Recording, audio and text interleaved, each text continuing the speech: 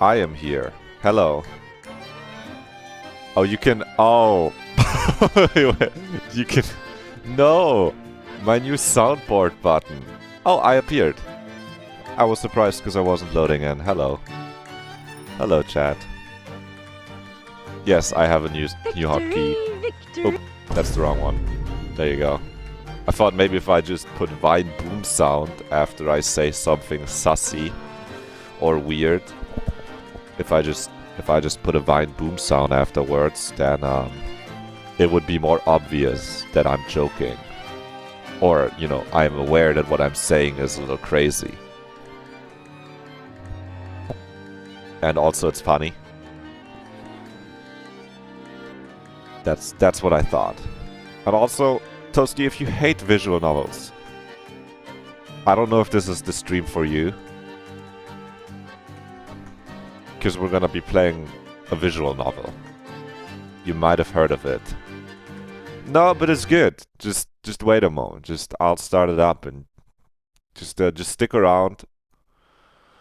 And that's when I start a different visual novel. No, don't leave! I know you're joking. I think you're joking. Okay, there you go. I can turn the dogs off now. Look, we got the game on stream. Oh wow, there's like a avant-garde face. Oh, that's evil.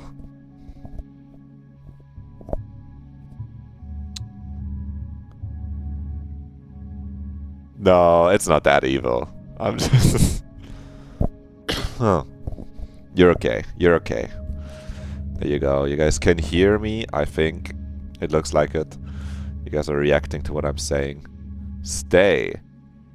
I'll say that Fanny emote, when I see it really small, I always think it's a cool guy with sunglasses holding his hands out forward. Like, he's like, what do you want? He's like shrugging his shoulders and has cool sunglasses. And then look closer and it's like a little creature looking up. And I'm like, that's not a cool guy with sunglasses. That changes the... Yeah, right? It's like a drug dealer. Because he's wearing a hoodie, except that's just black hair.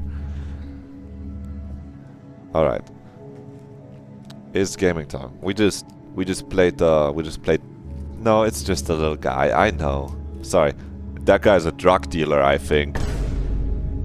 Does that help at all? Put in a Vine boom after it. Does that make it clear that I'm not serious? Perhaps. Perhaps not. That's the one sound effect we added today. Yeah, I'm a little bit late. We were playing Plate Up and having fun. But now I'm gonna go back to having more fun. Reading a little book. Because I've heard I stopped right before it goes crazy. I pressed start. Hold on. That's the wrong button. Imagine I'm the insane player that always... I play the first 4 hours like 4 times instead of finishing the game. No,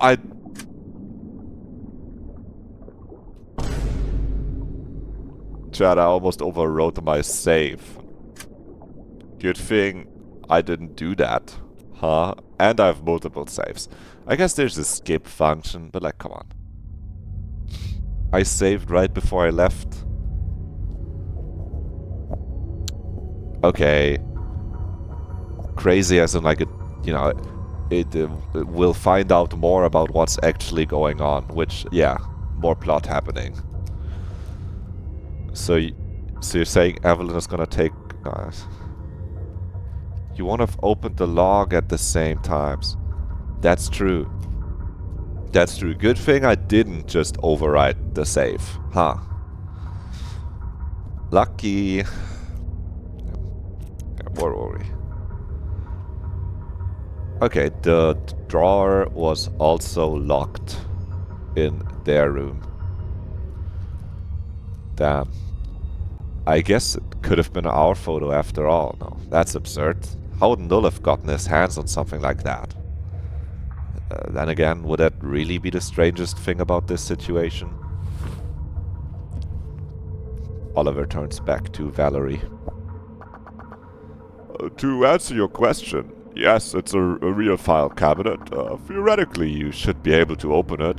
Practically, I don't know. I didn't have any luck so far. Damn, two oh so strong man, and that's the result. I get the feeling it's not meant to be opened. Honestly, I'm not entirely sure whether to trust the girl's tale. She was pretty out of it after waking up, so she might have just imagined it or something. Don't want to rule it out, at least. If you say so. She appears to remain skeptical, her eyes hovering over it once more. Anyway, with you all looking to seek a way out, I guess I should... A way out! Yo! I guess I should expect the rest of the rooms to look just as bad. I shouldn't start overusing Divine Boom just because I have it now. I would assume so, yes. Alright then, I guess I'll prepare for the worst. Ha ha ha ho ho ho. And so we enter the kitchen. Once more, Oliver's eyes hover over the room. Yes! Yes, dude! Anti-sheep, I broke free. A new day, a new me. I watched everyone else's playthrough.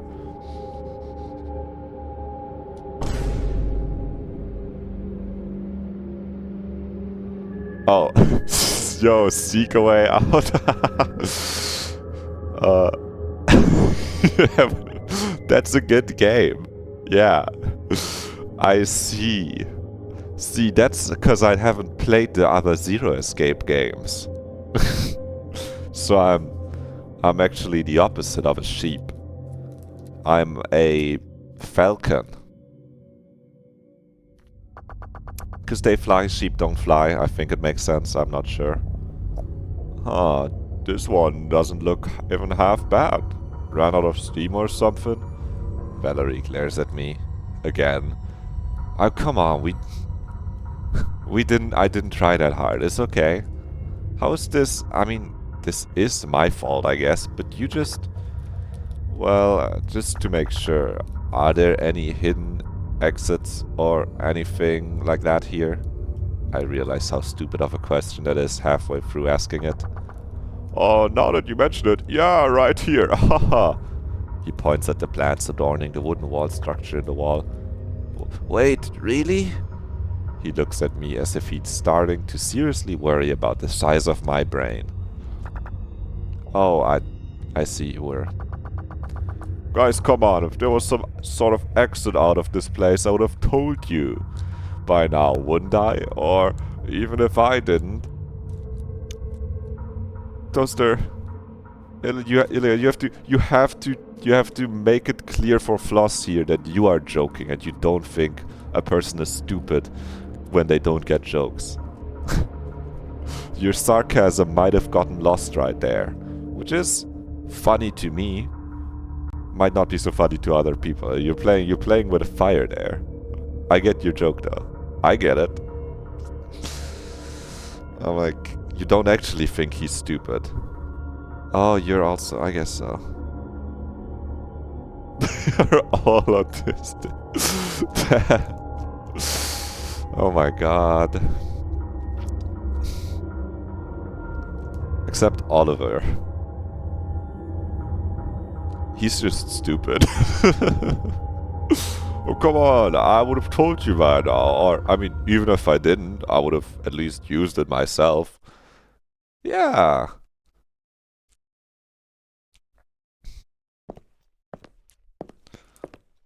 While laying bare the flaws in my logic, he wandered towards the fridge, now swinging it open to take a good look at what's inside. Oh, this looks great. You cooked this, Evelyn? Ah, yes, thank you very much. Would you like to partake in having a little serving of this breakfast lunch I've prepared? It's beans and toast. Oh, I'm an adult. I can use the microwave. Come on. Just sit down and I'll be right there. Feels like barely any time has passed since we last sat here. Microwave sound effect. Another breather. Though this time it feels like the calm before the storm. Oh, life is strange, calm before the storm. Is that the title of one of the Life is Strange games? No, it's just before the storm. It's just Life is Strange before the storm. Okay, well, I'll close. The last break before we find out what Oliver has to say. And through that, whether Valerie is going to share what she knows. But hey, even if I don't reveal anything myself, I can at least help when it comes to putting the pieces together, right? That's the least I can do, is what I tell myself. I just don't want to bear the guilt of being selfish, huh?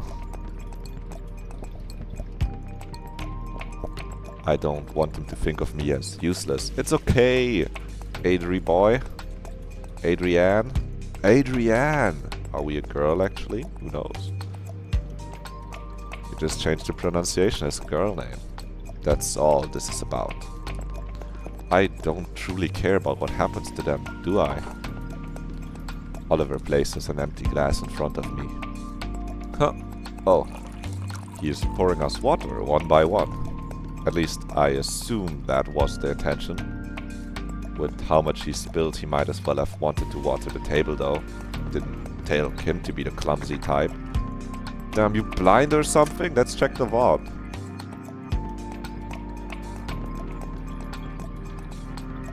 Oh yeah, da-da-da, carbonated water. Wow, crazy, crazy. Valerie is so real. Anyone else want some? Oh, that would be kind. Oh, sorry, more. Oh, that would be quite kind. Thank you, kind sir. Epic bacon. Sure, yeah, give Adrian some too while you're at it. Oh, if you say so, here you go. Oh.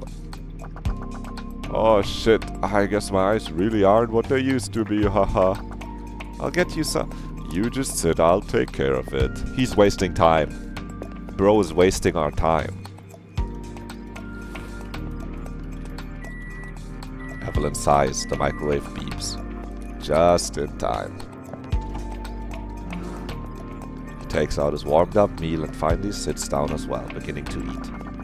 Oh boy, this is just what I needed. Haha, this is the good stuff right there. Hey, guys, Chad, haha. Do you kids still say that, Chad? I needed that. I needed that like a mechanic needs his loving family and wife after a hard day of work getting his hand stained with grease. Yeah? You know, Chad, you still remember that one, kid? That one was a classic. My son loved that one. Haha. It seems I was right. This really did brighten his mood, huh? Though I'm not sure how much the food had to do with it. The air has grown much less tense. The strangers feel a lot less strange. So, white. I guess I should get this out of the way. He takes another bite, carefully considering how to phrase what he's about to say. The thing is, and I know that this sounds like a total cop-out, but her memory is still gone, mostly. So really, I can't answer your question, unless you want me to guess. Nah, it's fine. What? So bro said, white. Baby Oliver, put that guy in Mario Kart. Next to Baby Luigi and Baby Peach. I know that's why he said it, but you can't stop me right now.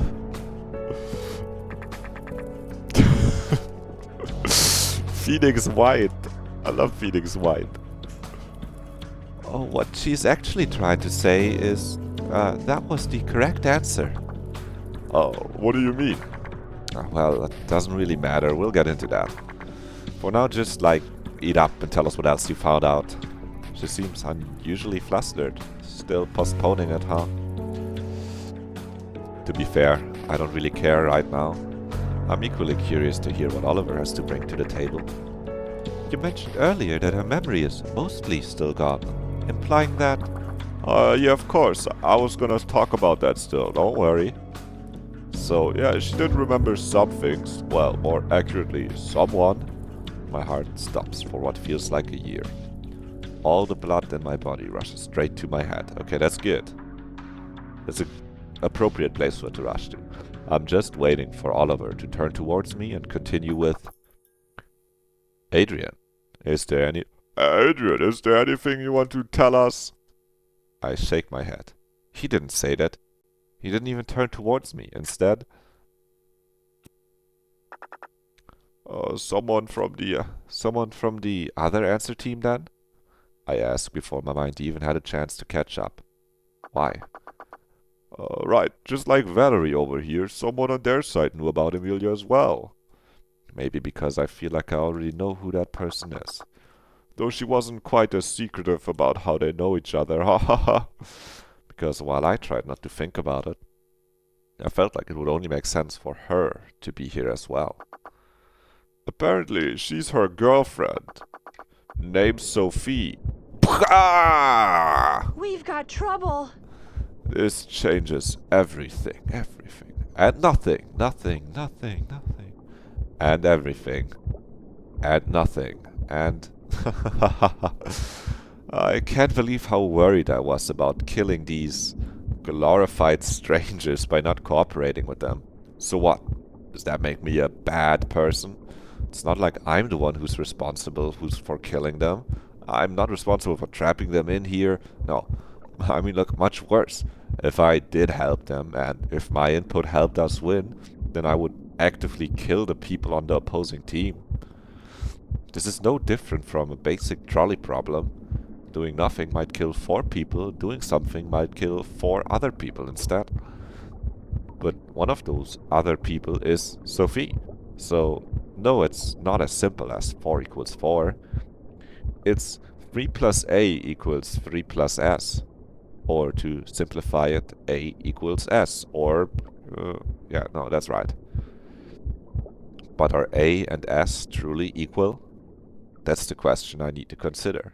Which of our lives has more value? Adrian, just value your own life more. I don't think Sophie was your girlfriend, Adrian. Come on, bro, come on. Come on. Bootstraps, pick yourself up by them. American dream. I have a dream that I will not purposefully lose. I will not purposefully have to lose at the Zero Escape games. And one day, all my children may be able to freely try to win at the Zero Escape games and seek a way out.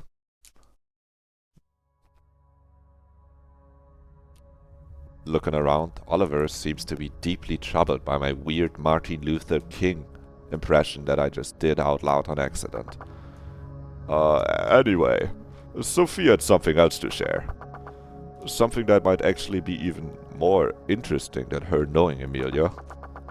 She remembered what happened before she ended up here quite well, unlike the rest of us. Huh? But how can that be? Did Noel make a mistake? Can we really believe that? You sure she's not just making it up for some reason? But, kind sir, Mama, could I buy a pretzel with this coin? But why would she do that? I don't know, to make us fuck up maybe? Throw in some red herrings here and there to keep us from winning this? I get where you're coming from, but in all honesty, the more Nathan told us about her version of events, the clearer my memory became as well. Is that so? In that case, it might help us remember the same way. I'm not sure about that, cause, well, it's worth a try, I suppose. He pauses for a moment, furrowing his brows before starting his retelling of what Nathan told him about what Sophie had remembered, straight from the source. She said it was the 20th of August, same as the last day I remember. He already told me that much, so then... Well, and just like me, she made her way to the Neuralink Center in A3.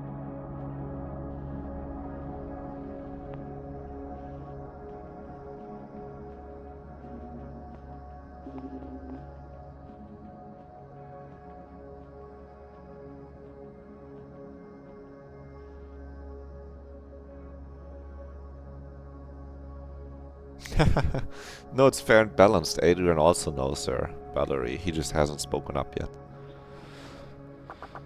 Well, like I said, I planned to finally get my implant, but she went there for a completely different reason. Haha, she was on her way to meet up with Emilia's father, who may or may be null. You know, Mayor Professor Jakob Niemann. That's the place you worked at. Nathan confirmed as much. Her father? But why? Did I? Did she go alone? Valerie looks confused in response to my question, with did, admittedly, come out of nowhere. Well, actually Nathan did mention that she vaguely remembered someone being with her, my wife, but the details have escaped her mind for now. I see. She couldn't yet remember why they planned to meet in the first place either, though I guess it's pretty likely it's related to Emilia somehow, huh? It has to be. So her father is really the Professor Niemann, huh? I did not expect this to be related to him.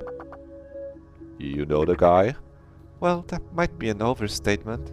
He's just the head of production at the facility where I was created. I've already mentioned it while you weren't here, but I work for Neuralink. I doubt there's anyone working in this field who's never heard of him before. I've never personally met him, however. Whenever I happened to be stationed at his center, he had stayed locked up in his laboratory all day. From what I've heard, that's been hardly uncommon for him these past few years. Yeah, we never managed to get a hold of him. Ever since Emilia disappeared, he simply shut himself off from the outside world, making the Emilia a fucking android. They're making the Emilia android. He's null, he's making the Emilia robot. And he's like, guys, what do you remember? Let me just fucking then download your memories into the nanocubes and then put them in the Emilia android and reconstruct her. And then she's gonna look in a mirror and hold her hand in front of her face and ask, am I my body or my mind? Though from everything Emilia told me, it's not like he left his lab particularly often before that either. Yeah, that makes sense, I guess. Okay, what's next? Well, they sat down in the waiting room with some other folks. I figured out the title of part 2, but no, the title of part 1 is Am I My Body, no? I'm checking. Yeah, I don't even... Or am oh, I didn't figure it out, I'm telling you. I just auto-completed the sentence. But nice. Yo, dev confirm in chat. We figured it out. In this stream, we solve puzzles. Chat. Especially in this linear visual novel where all I'm gonna do is try to... It's gonna be announced in like 5 days. Okay, nice little sneak peek. I'm gonna leak it. It's leaked now. Everyone knows. Everyone is here. They've all seen it now. In a nice little text bubble. That looks like you send me everyone. Yeah, everyone knows.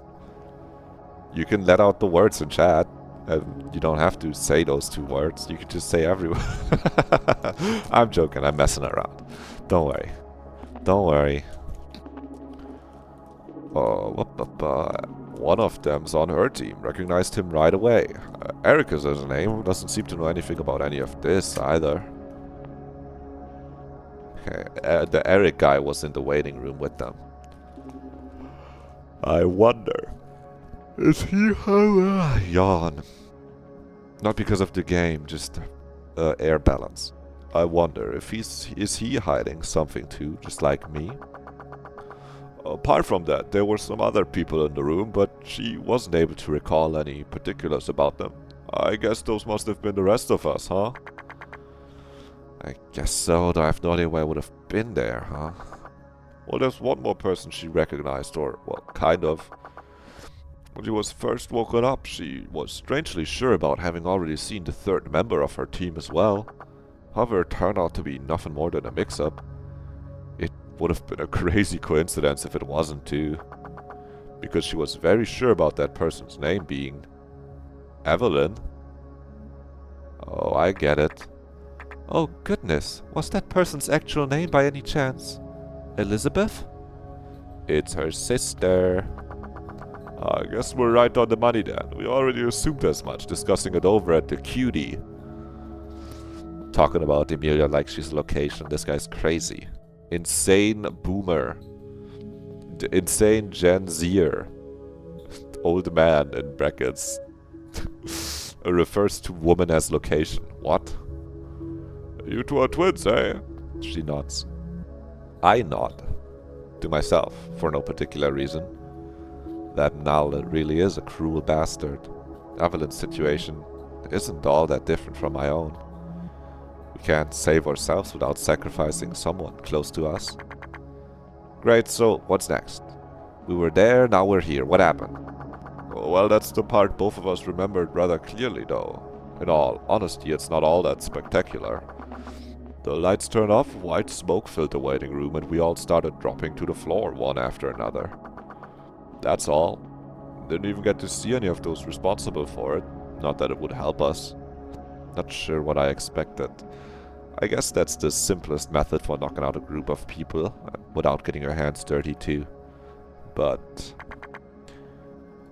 yeah, sorry, it doesn't jog my memory. That.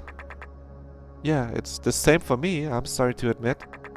I wonder why she was able to recall so much. Well, I got my theory. There's one thing the two of them have in common. I wonder why I haven't thought of this sooner. And you really remembered stuff after hearing her story, huh? Yes, though it's still much more of a haze than it seems to be for that girl. I guess age simply catching up would be. Ha. Oliver, you're 25 years old, bro. Relax. Yeah, sure, cause we're so old, right? Come on, who are you kidding? I wasn't really considering any of you, sorry. There was something else I forgot to mention. One trait that the girl and I share, which is why we probably remember more than you all. We use TikTok.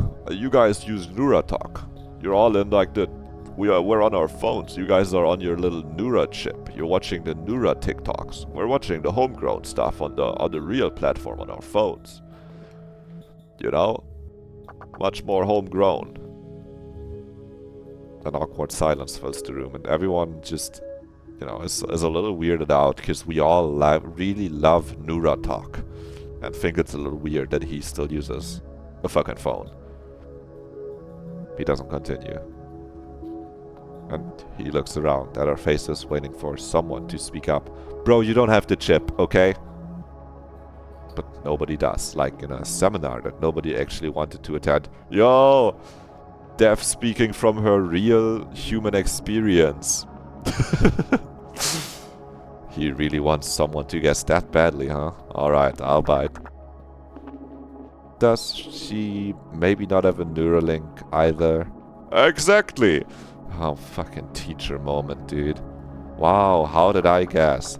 Oh, well, keep in mind that I don't know whether that's actually reason. But with the two of us being the only one without one here, and clearly remembering at least some things that happened right before it, it's a fair assumption to make, isn't it? I'm sure you leave the house more than rarely sometimes. I'm sure you leave the house sometimes without the rarely in quotes. You've been to uni. You've made real human experiences enough to write a good visual novel. Come on. Come on, pat yourself on the back a little bit. We're all winners here. Everyone is. Everyone in chat is a winner. We are all winners. We are all winners. I can keep going with like a scary monologue type thing anyway. It's a fair assumption to make, huh?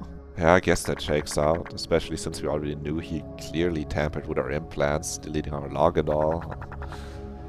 But is that really something you can just do? Delete someone's memories via Neuralink? Oh well, not under normal circumstances at least. Not very reassuring. And under abnormal circumstances? Let's just say it isn't impossible. but it isn't something that you can be done without very specific pieces of equipment that only Neuralink user centers should have access to. Oh, like the Neuralink center that we were at? Precisely where we were at. Kind of a weird coincidence, if you ask me. Okay, let's not forget what this place is, either. Not out of the question for something like that to still be around here, huh? You might be right about that, but then the matter of qualification arises. It's not like most people would know how to use this kind of technology, you see? I mean, wasn't a secret that no knew more than your average Joe about this stuff. Don't worry, chat. This is the Wonderful Joe broadcast, not your average Joe broadcast. Keep watching. Or you wanna tell me that anyone could have just went and deleted my log whenever they felt like it? No, of course not.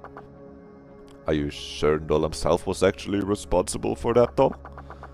He managed to infiltrate that center after all, kidnapping a bunch of people. How can we be sure he didn't hold some scientists at gunpoint, forcing them to do this stuff?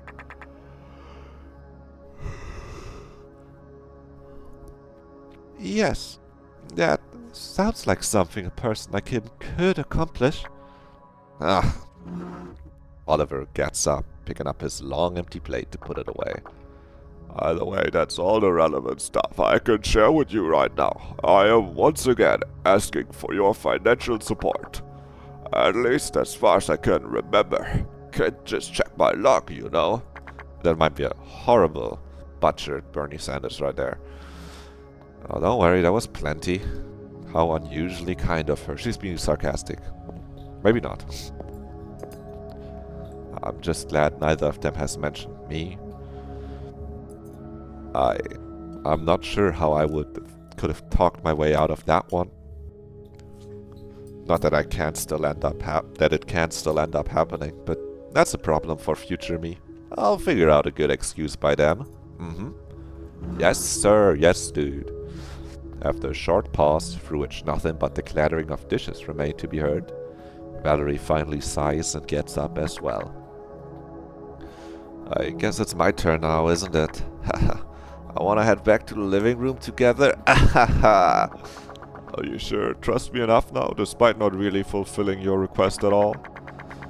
Evelyn already told you, didn't she? That was the right answer.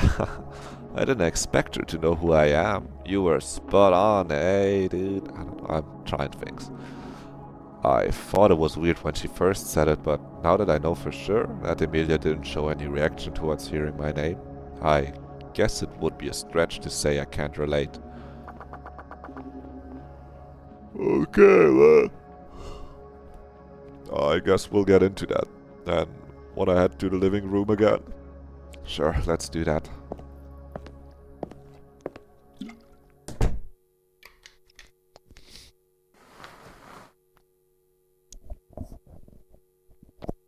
Everyone sits down and Valerie gathers her thoughts.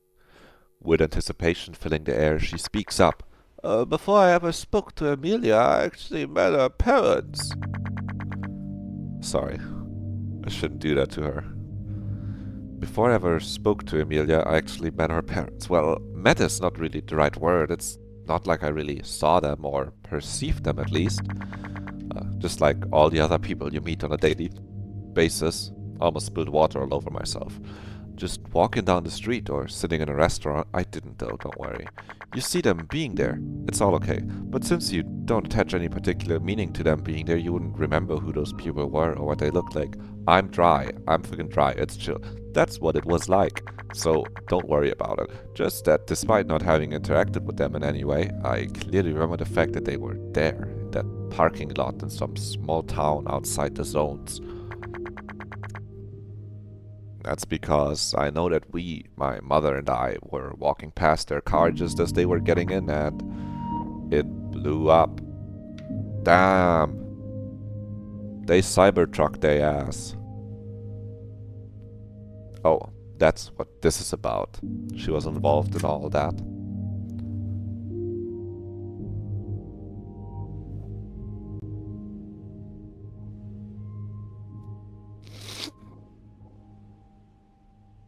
They blew up. They done gone blow up. But that doesn't make sense. It blew up? It blew up? Stuff like that happens outside the zones.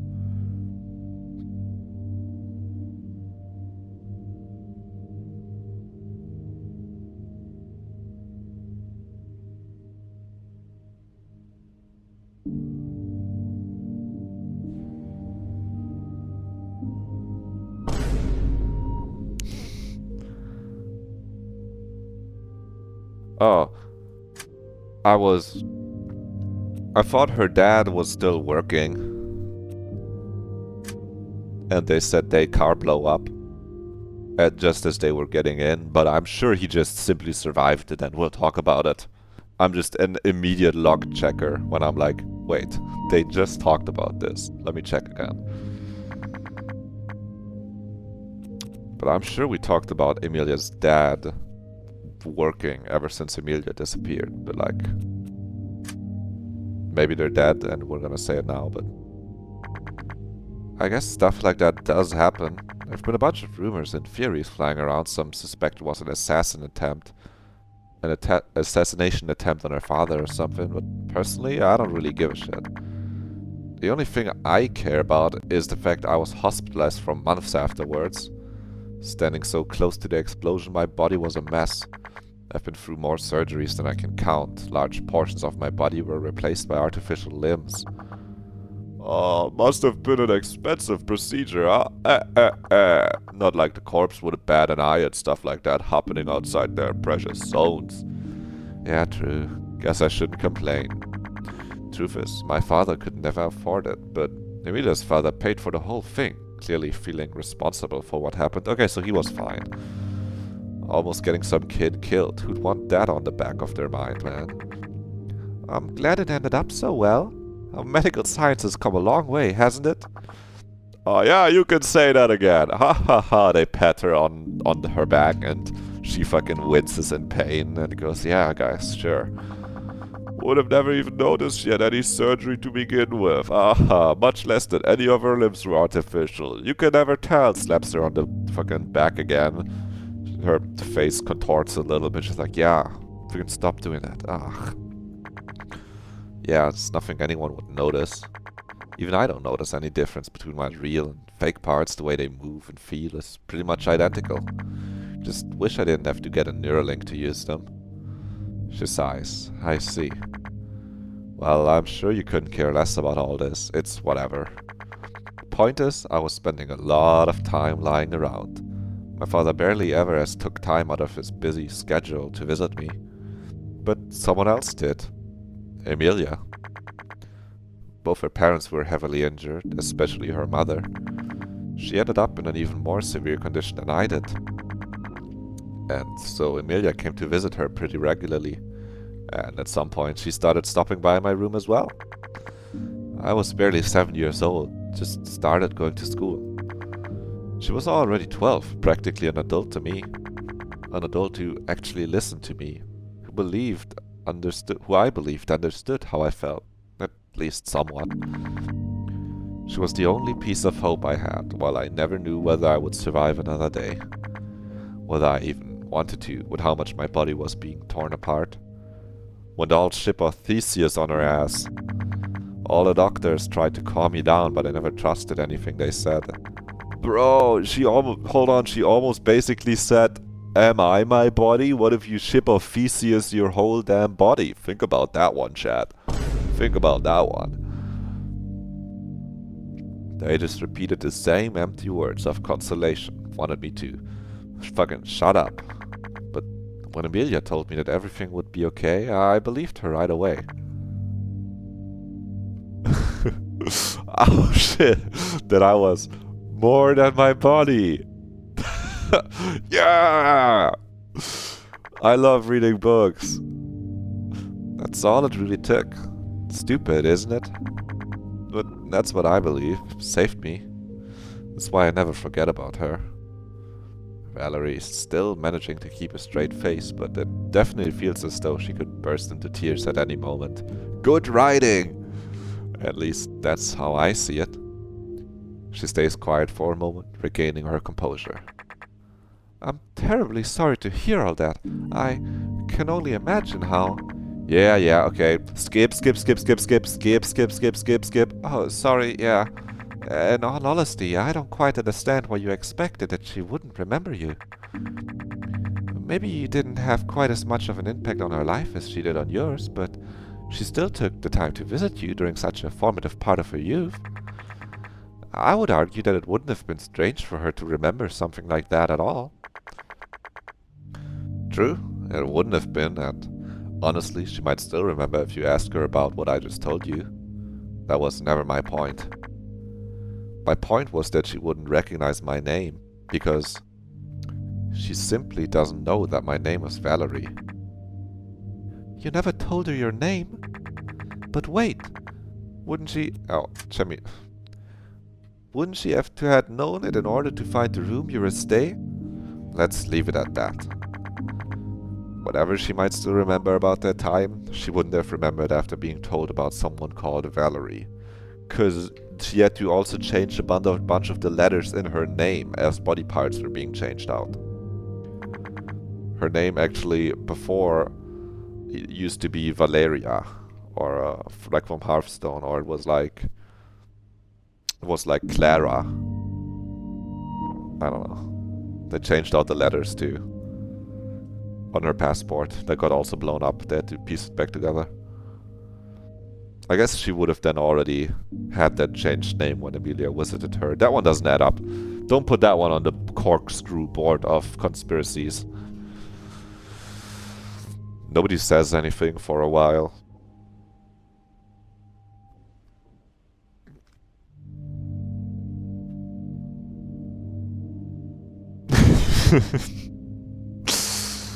Thank you. You can do something with that. Like, it's free. I'm giving these concepts away for free. What if there was a character that's just a sign? What if you change out all the text that's in a book? Is it still the same book if it's different texts? What if the fonts are different? Lot to think about here. Is that all? She really just wants to pretend that this is the whole story? It doesn't match up at all. I can't just let her leave it at that, can I? Was the different letters of her name stored on her limbs? Real. I still haven't finished the manga, but yeah, I get the reference. I've read the manga up until to a certain point. That's a good show and manga. Land of the Lustrous. I forgot they had that whole thing in there, though. But you mentioning it. I only watched the anime, you should read the manga, dude. Chat is a good manga. I think the manga gets a lot better. Oh yeah, I get it though, I get it. I mean, chat, girl, I haven't even read Berserk.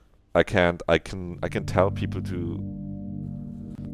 I know the other half of chat told me, yeah, that makes sense. Like the other third. There might be more people in chat. No, we're talking about Land of the Lustrous, not Hero no Kakademia. Okay, I couldn't... Sorry. Fine boom sound, I was making a joke. It's just funny to hit it with the Hoshinoko. No, wait. Hoseki no Kuni. I know. Oh, I don't want to fast forward. How do I... Is it turned off? Okay.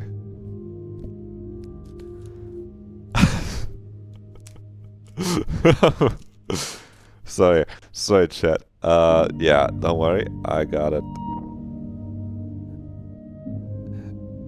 Floss, we are not talking about the Hoshinoko currently. We are talking about the Land of the Lustrous, not the SHNK. S'il vous plaît, mon ami.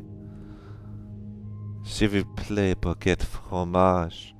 Ah, mon ami. Si, bien. There you go. Alright, you're still here, Adrian, you little fucker. Okay, sometimes I forget that myself, and that was kind of rude. Yeah, just to get this straight. Was passiert hier? Was? I did the French accent. To repeat the joke. Scheiße, was ist denn passiert?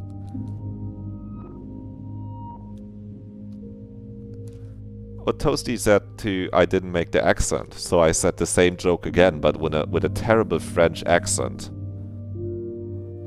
And I put the hat on. That's all that happened. Oh. Because you were confused. Why are you confused? Everything is okay. Don't worry, we're fine. Everyone's safe. You can figure it out. Yeah, we're all gonna make it through this chat. Accent. Also, this is a French accent. S'il vous plaît, mon ami.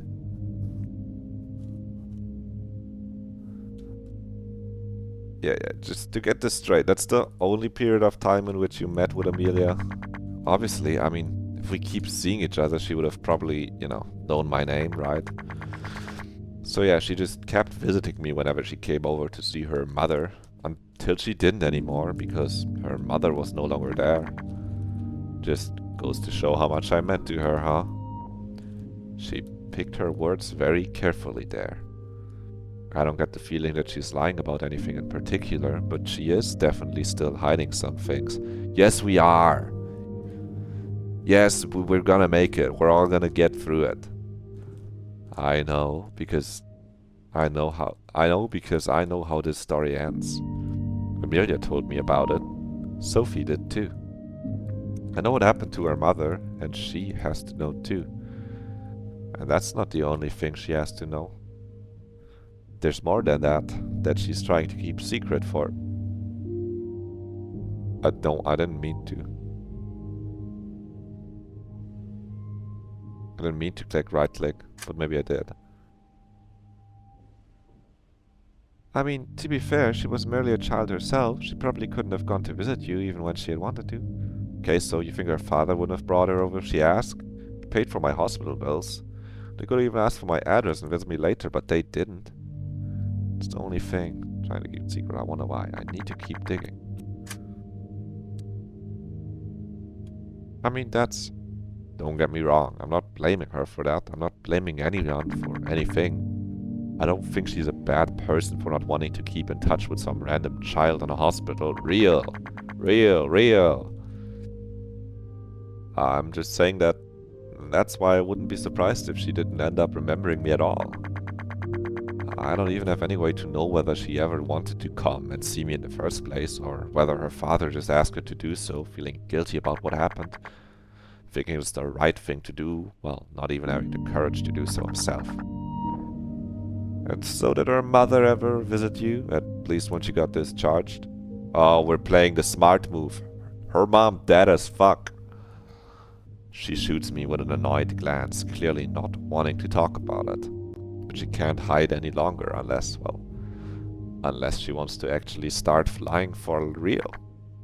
No, she didn't.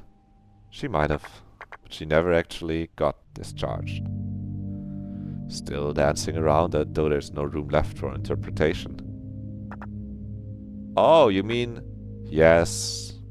I don't even need to finish my question.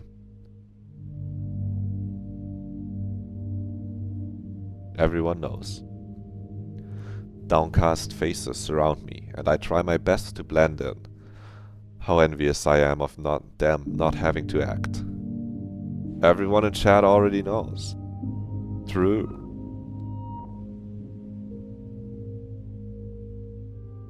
Was this helpful? Did I manage to reveal something about Emilia? Despite meeting her parents first, they're the ones I recall the least of. It's only Emilia who just never managed to escape my mind. Or is she in your body? Meanwhile, she just went on with her life, together with her father, who survived with scars all over his body. Didn't even bother to get them removed. A reminder of what happened to his wife or whatever. Boo fucking who. I mean, it's not like I blame her. After what happened, she was probably busy with crying her eyes out for weeks or whatever normal children do when they lose their mother. My wife? Wait, do you mean?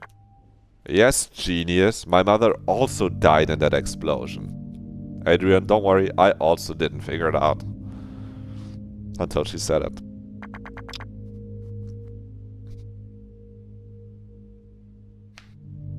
Right away, before the ambulance even arrived at the scene, man. Stood in between me and the car, probably shielded me from the worst. While forcing out those last words, I swear I can see glimpses of tears welling up in her eyes, though she swiftly swipes them away. Is this my fault? Well, happy now? Is that what you wanted to hear? I didn't know discussing our family is what we're here for. You're right, sorry.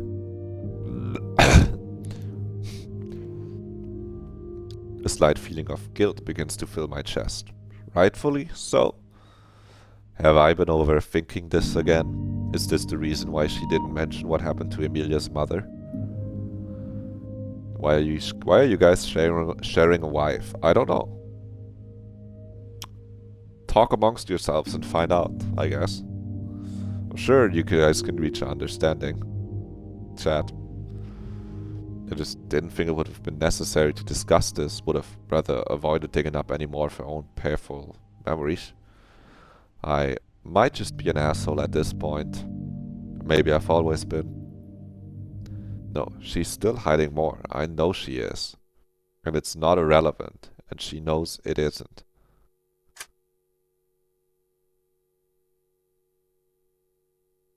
I don't think it's fair to blame the boy for asking some questions, is it? You might not think that it's relevant, but who knows? Humph.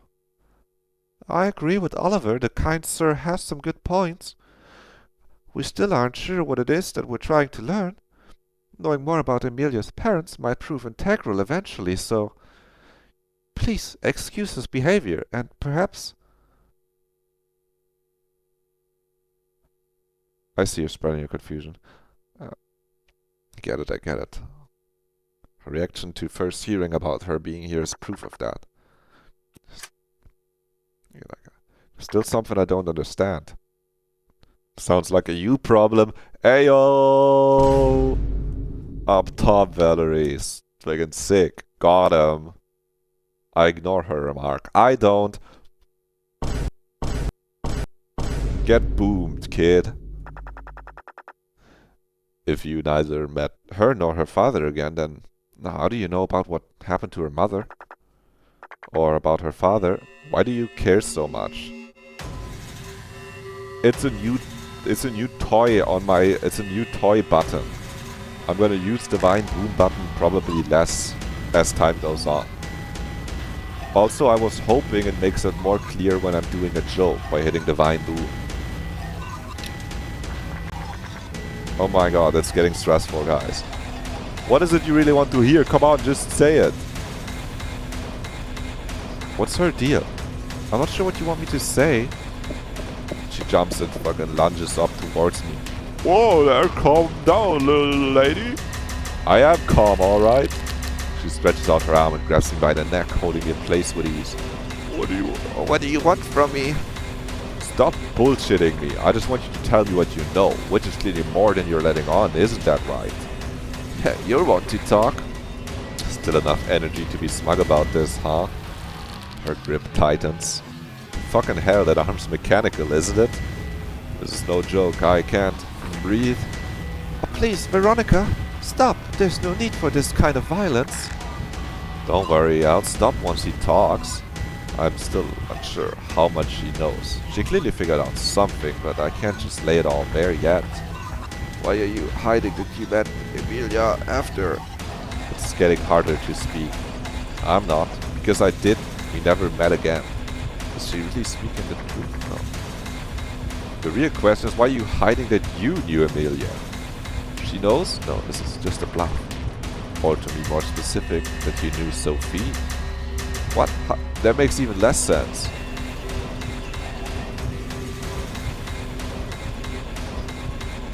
Veronica, open the door now. Oh, yeah. There you go. I don't get the musical reference. I don't know that musical. Did she know Sophie as well? No. I see Oliver standing behind her. Oh, passing out!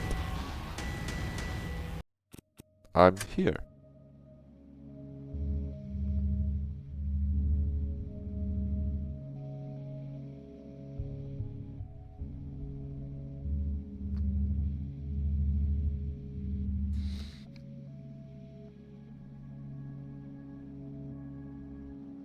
Checking my log. Heathers. I see. I know about that one. I know that musical's existence.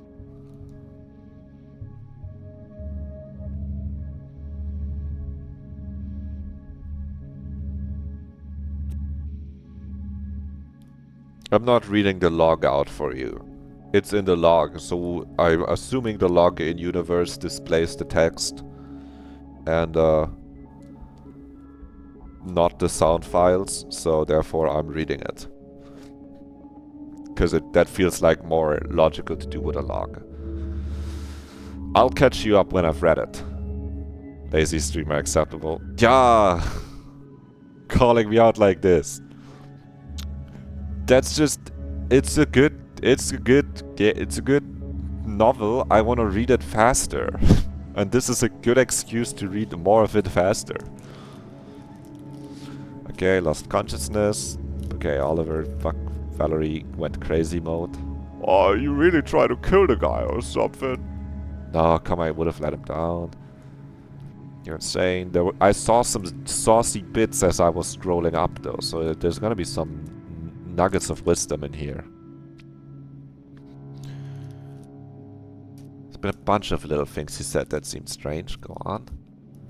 When he heard that Sophie went to the Neuralink Center to meet with Emilia's father. Oh, of course we're gonna be... I was thinking about how it's gonna work, that the other parts are from other perspectives, but like... We could be like Sophie in the other QT, because they will not meet during the game. Duh. There you go. I figured out how the story is gonna work. Maybe. I'll find out in 5 days when it gets announced. Yeah! Yes, dude! First thing he asked whether she went alone. Why would he ask? He thought that he might have been the one to tag along. Whether she went alone. That also explained why out of all of us, he was the one to guess that Sophie didn't have a Neuralink. Okay, Valerie. I don't know if Sophie is gonna say that, because so far Adrian hasn't said, am I my body? So I think you're baiting me there. Anyway, Valerie, I think this point is not quite valid, because I was also guessing that Sophie didn't have a Neuralink. Like Valerie, Oliver was making that one really obvious. Sure, it might have been a lucky guess, right? But when someone barely says anything the entire time, but every single time that he does say is absolutely spot on, it makes you wonder.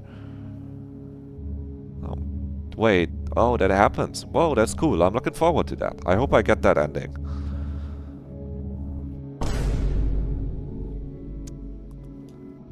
Also, Valerie, most of the stuff that we say is spot on because we just don't yap as much.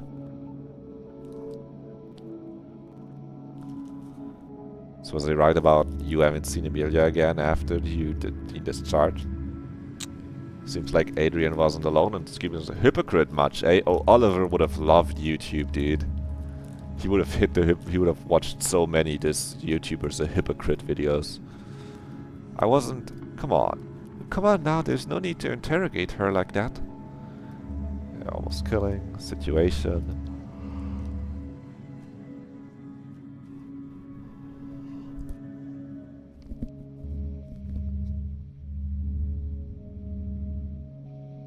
You said earlier that if you had kept in touch with her, it would have only been natural for her to know your name, right? I agree. Then why didn't she? Is it as simple as Oliver's making out to be, is it? It's not, huh? I'm the bad guy. I'm the bad guy. Boop boop boop boop boop boop boop boop boop.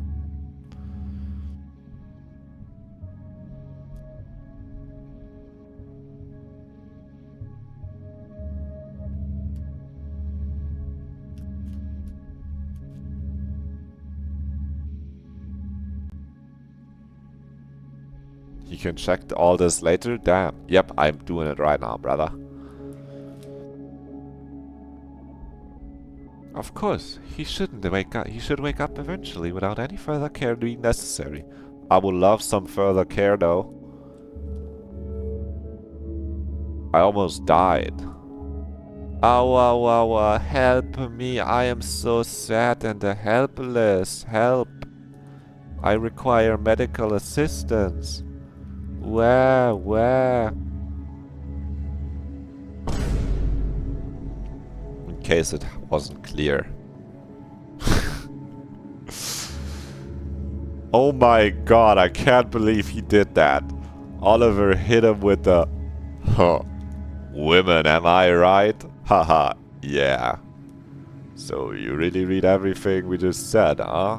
Damn, never thought I'd have to consider my words in a room with no one except some unconscious kid, but here I am. Oh, just so you know, as much as Evelyn believes that Valerie had some reason to hide some of the things, I'm sure you have your reasons too, so don't worry. Just please consider talking to us. Or just the two girls if you'd prefer that. Just don't try to solve this by yourself. I won't let anything happen to you. Any of you. We'll get out of your life together. Damn. What a promise to make. Well, still, I guess I'm just that kind of guy. That's all. I'm done. Get conscious soon, though I guess you already are once you get to read this. Okay, I'll shut up now. Somewhere. A room, dimly lit. I know where we are. I read the log. Oh no, we're not Mind Palace. I'm sorry. A face somewhere between no one and everyone. Empty. It opens their mouth and shares her tongue into sounds. Sorry, what? The tall and short woman standing or sitting at the other end of the room repeats the movement of her lips, but the sound still won't reach. Sorry, what? Again. The room becomes brighter and the formless faces surrounding me turn towards me. A classroom or lecture hall, or both. Or neither, and students with ages fluctuating between 7 and 23. The man in front of me seems to still be waiting for some kind of answer to some kind of question consisting of some kind of words. Sorry, what? He repeats again. Yes, I agree. Is what I settle with. Worked well enough and the room blurs into our living room. I've never been to before. My parents resembling my parents sit at the other end of the table watching me. I pick up a large pen with my regular-sized hand. I pick up the regular-sized pen with my tiny hands and begin looking at the printouts in front of me, filled with shapes attempting to look like letters, pretending to form words or numbers, making up formulas or both, and I write nothing as fast as I can, until I'm done and look at my mother crying and my father leaving the room and my mother silently screaming at me. Concentrate. Why can't you just focus and work and function like a normal human being you? I look back at the empty pages in front of me with a regular-sized pen in my regular-sized hand. They're empty and remain empty, and I don't even remember what I was supposed to write, and I look up at the wall in front of my desk. I've been sitting here for 2 weeks and I still haven't written a single letter. Who the hell writes letters anyway? I step away from my computer and close the door behind me when I leave the house. I step away from the computer and close the door behind me when leaving the house and walk down the street towards the station to take a train to Sophie's house. But there are no trains and I can't even find a station, and at some point I just stand in front of her house. Neat. The door swings open and Sophie is there and gives me a hug and says, "Hi, I'm so glad you could make it." And I say, "Yes." So we walk further in and she hands me a guitar and I walk up the stairs leading to the second floor and sit down on the chair, and the room becomes brighter and the formless faces surrounding me turn towards me. A stage in a bar, or at a festival, or both, or neither, and guests with ages fluctuating between 23. For some reason they expect something to happen, and I remember how I sat at my desk for 2 weeks without coming up with a single line to sing because I'm a failure as a lyricist almost as much as I'm a failure as a musician, almost as much as I'm a failure as a student, almost as much as I'm a failure as a son. Not being able to bear the silence any longer, my hands begin to move towards random strings forming chords I never knew I knew and began to play, and I sing. My voice echoes through the room with the grace befitting of someone that is not me, and I feel pain welling up inside my chest because I realize that a hand grabs me from behind and pulls me behind the curtains and looks straight at me. Not the hand, the person that hands belongs to. The prettiest person Sophie has ever seen, that she will ever see. She opens her mouth and shapes her tongue into sounds. Sorry, what? She repeats. Sorry, what? Again. Yes, I agree, is what I settle with.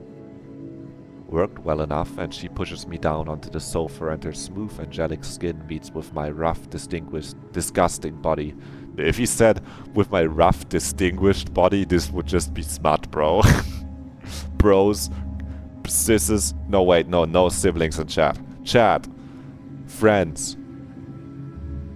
I'm breaking immersion, but if that line was with my rough, distinguished body, he would just be describing him as like a tough, hot guy. Which is very funny, because that's just not the vibe of the scene. No, don't worry, I said no siblings in chat. Don't worry. Friends. Chat. You know, I switched it, don't be sad. Worked well enough, and she pushes me down onto the sofa. Chads and chadettes, or Stacy's, I guess. Yeah, I know. I'm reading out well. I just read rough, distinguished body, okay? Toasty. Toaster. You know what you're doing with this. This is the fucking skill check part for people who read this shit out loud. I've never been so locked in reading a thing. I know, and it's really cool. I like it. I really am enjoying it. And it's pretty fun to read out too. It's like, what if reading was difficult? It's cool. I like it. I think next time, remove all the punctuation. Not a fully serious suggestion, but it would make it even more fucked up. Worked well enough, and she pushes me down onto the sofa and there's already little punctuation, but you know. You could fuck it up more. Maybe you shouldn't, but could be funny, maybe. You're doing good. I'm backseat, just streaming, gaming. Backstreet writing. Okay, getting back into it. I will ignore you again. I'll read the rest of this. Worked well enough, and she pushes me down onto the sofa, and her smooth angelic skin meets with my rough, disgusting body, and she sits down on me, and I'm glad to finally be of use to someone. Because I can't talk, and I can't write, and I can't listen, and I can't sing, and I can't focus, and I can't be interesting or play the guitar or talk, but I can exist and be a body, and that's all I ever wanted. And I lay here and look over at the guitar, and that's still standing in the corner of the room, mocking me for giving up so easily and reminding me that this sofa is the floor and that this is the living room and that I'm awake. I could have told you the next word is awake. I should have done it. With my eyes wide open, I keep staring at the wooden instrument in front of me. There is no sound. Complete and utter silence fills the room. How much time has passed, I wonder. My chest filled with a variety of emotions, heavy yet hard to properly grasp in their entirety. Even now, with my lock being cleansed, my dreams keep digging up all those memories ingrained deep within me. So what now? Judging by my log, I could probably still convince them that I only knew Sophie, that I heard about Emilia but only through her. Honestly, I wonder why I didn't just do so before. even more importantly, I would have been fucked either way if it didn't come up now. After all, Nathan must have told Sophie that I'm here now, or at least some guy named Adrian, or whatever. And Sophie definitely told everyone on her team that she knew me, just like she told everyone happily about her relationship with Emilia. I mean, why wouldn't she? She has nothing to hide. So really, this might be the best possible outcome. Guess I can't complain. After lying around for a little while longer, I hear a slight creak coming from the sofa. I slowly sit myself up and turn towards the source of the sound, finding exactly who I expected to find. Oh, good morning, princess. Slept well? Fucking Oliver misgendering already. This is such a fucked up day. Just in case. Just in case, Divine Boom, to make it clear that this day is not fucked up actually. And yeah. I must have really kept the poor guy waiting for a while. Yeah, sure, it was a nice nap. I think I needed that. Glad to hear it. So, you should maybe check your log. There's been some more stuff going on after you lost consciousness. Don't really need to repeat that for you, right? Oh, it was cool to read, first of all. And then, well, takeaways. Okay, we definitely... So our guy definitely has some problems that he has to work out. And he hates himself quite a bit, I think. There was actually way more fucked up writing and punctuation in the first draft, but it was annoying. I can see that, I can believe that. I think removing punctuation and stuff more, it works better if the writing itself isn't crazy and it's normal. If the writing is normal and you remove punctuation, you get something like that. But I like changing the writing to be interesting too and not removing only punctuation. I like that. Yeah. Let me analyze here. Okay. Adrian, yeah. So, he's gonna play the guitar at some point here and be like, I actually love playing the guitar and I'm happy now. Okay, maybe he won't say exactly that, but he definitely has some relation to Sophie. I think he might actually not be Emilia's like boyfriend, or if maybe he didn't date Emilia, but he dated Sophie. And I mean, Emilia disappeared like 2 years ago, probably. And he knew some stuff, but he didn't tell it to Sophie. And also he was remembering how I am happy now. Yeah, tell, don't show, you know what they say. And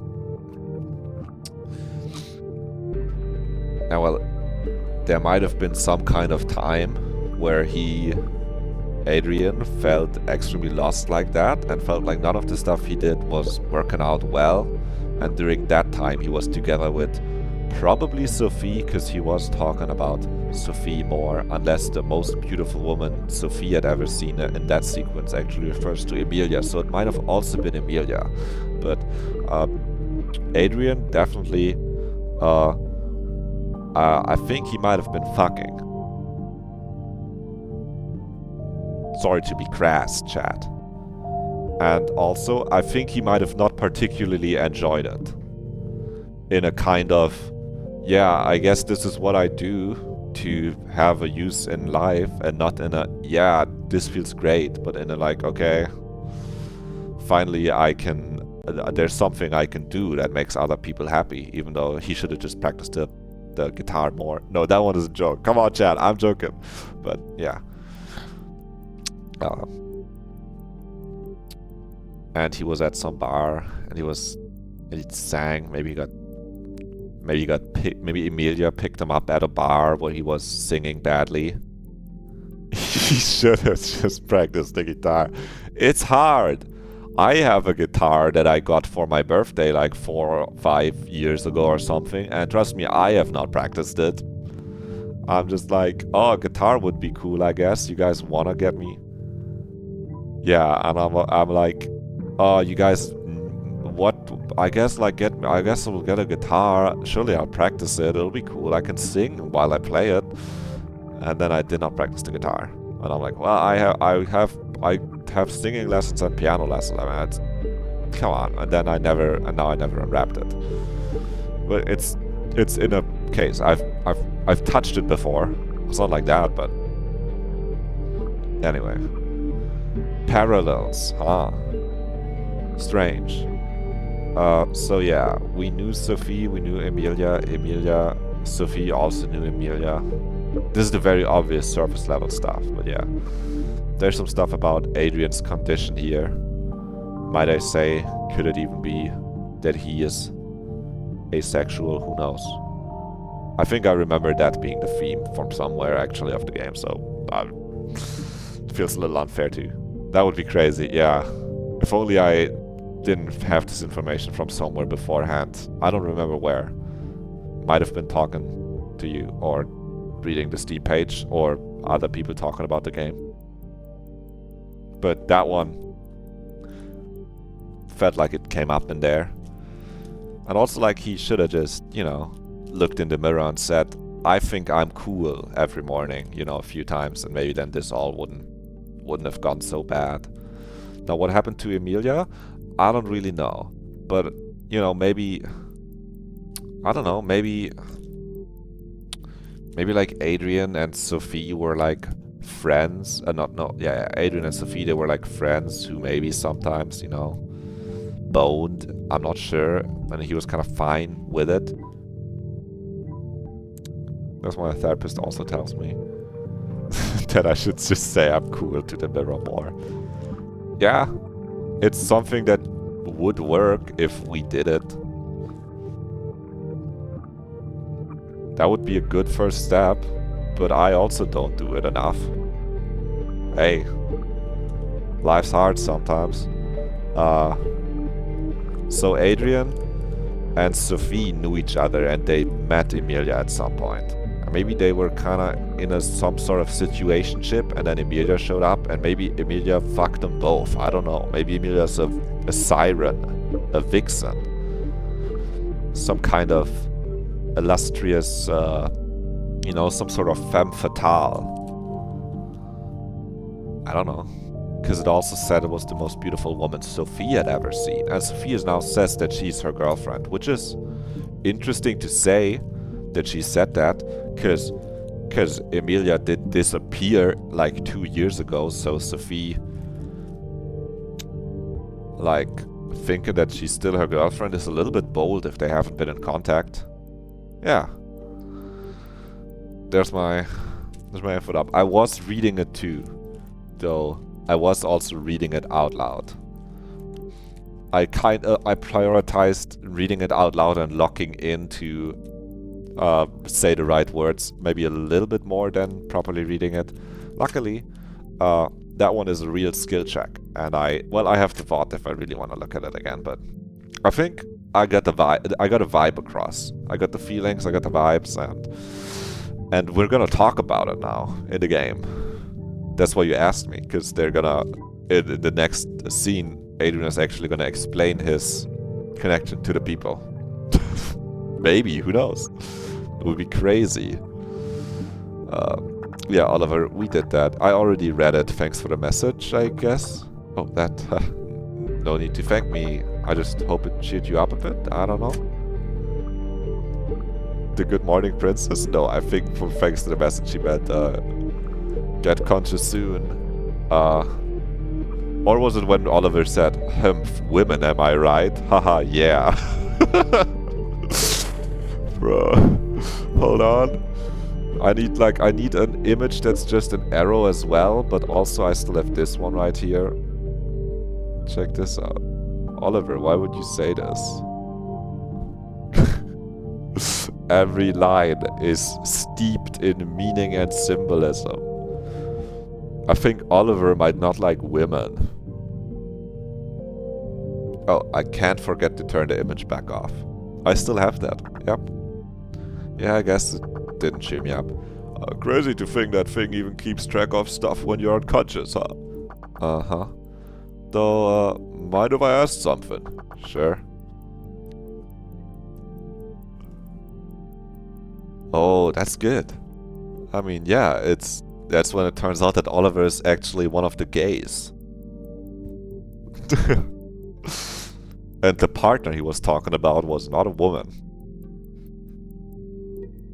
That's why he's wearing this jacket inside. Like, brother, Oliver, it's okay.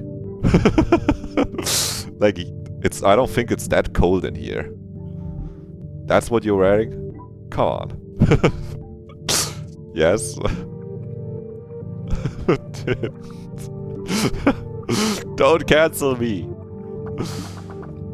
I mean, what's it like with your log being gone? I've never had one and I can't really imagine what it's like, right?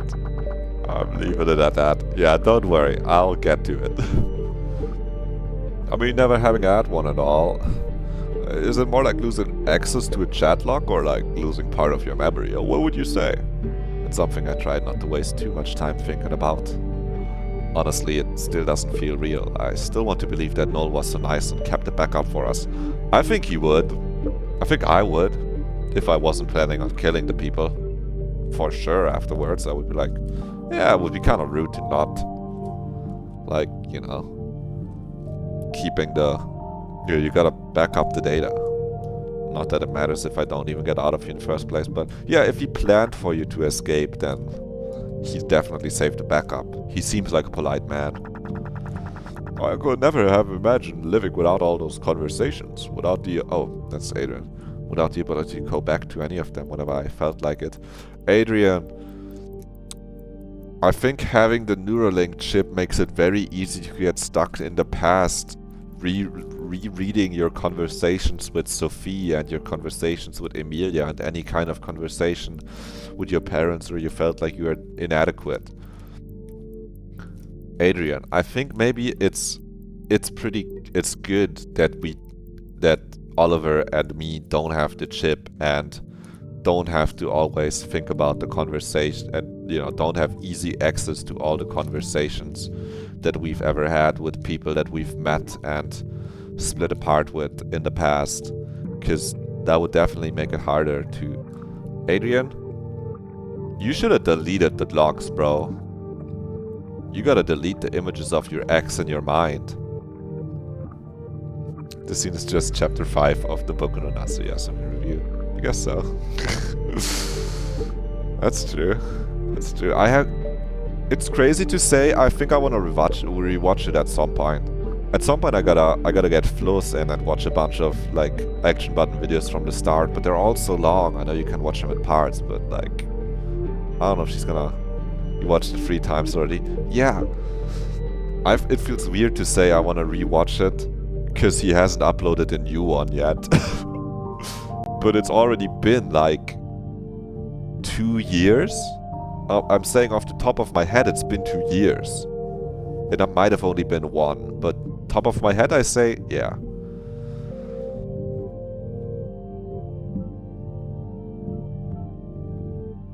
Good thing that one is stored and you can't only watch it once, or would it maybe be much more interesting if every YouTube video got deleted after someone watches it? That one, no, not that one actually, no, let's not do that. That would suck. I think it isn't really hitting me because I haven't noticed anything missing just yet. They call that SnapTube. Does that exist? Unos Anos. Okay, but you can probably still watch them. Re-upload it. Okay, that's a joke.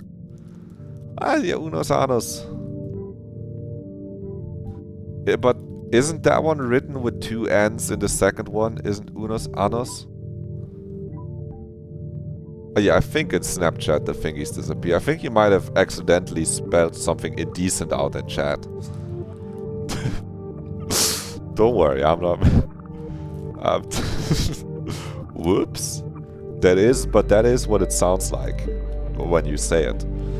Yeah, I didn't watch that at all. But... yeah, there you go. That was better. That one's how it's spelled. Once there's something I want to recall but can't, that's what I've been afraid of all this time. Yeah. Sorry, I'll time. I'm afraid of timing my mod out for 1 second, because what if she's sad? You guys just keep typing. We know what you meant, Flows. Don't worry. Oh my god, we have the developer in chat? Do I have to make a fine boom sound effect for that? I didn't this time, but that was clearly a joke. It's supposed to be clear. Yeah! Check out the game! Well, on the other hand, it would be an overstatement to say that they ever truly felt like memories. I look up at Oliver, who's still sitting on the sofa, much more comfortably than I am on the floor. Judging from the look in his eyes, he still wants to hear more, but I stay quiet. I mean, they are different, of course. They're just playtext after all, right? Is that what you mean? I guess. I stand up from the floor, avoiding direct eye contact. I definitely said enough unnecessarily embarrassing stuff for today. Or whatever, it doesn't really matter to be honest, so should we head over to the others? Wait, really? You just woke up and you want to go straight back to the person that almost killed you? Aren't you upset about all that? I didn't expect this kind of reaction of him. Is it really that strange for me to not care? No, not really. Maybe I'm upset she let go. Whoa!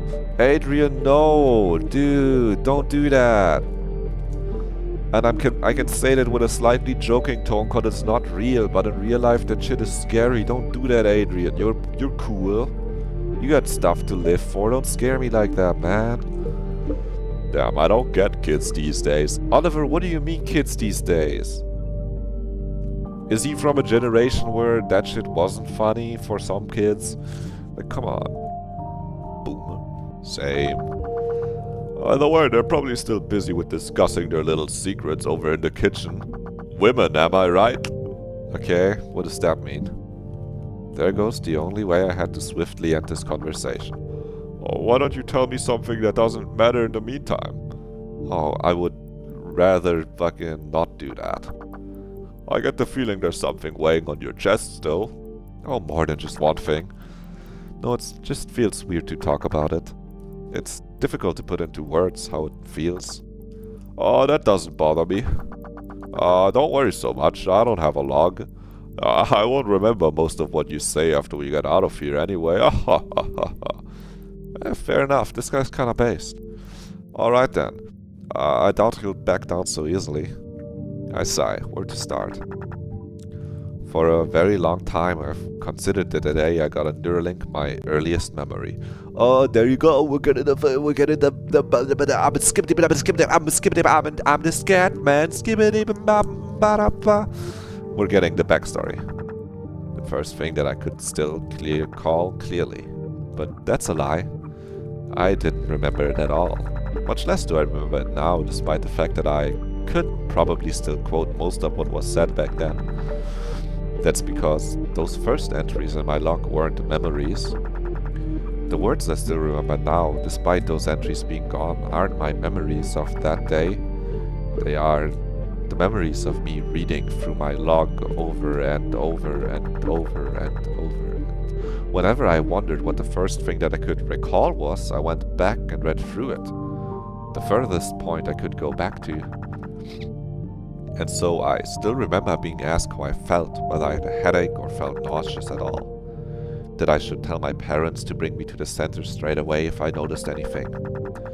That I might get unusually tired since my brain still needed to adjust to the implant and that I should focus on resting for the day. All those little things, but they're all I can still recall. I don't remember the room I woke up in that day after the surgery.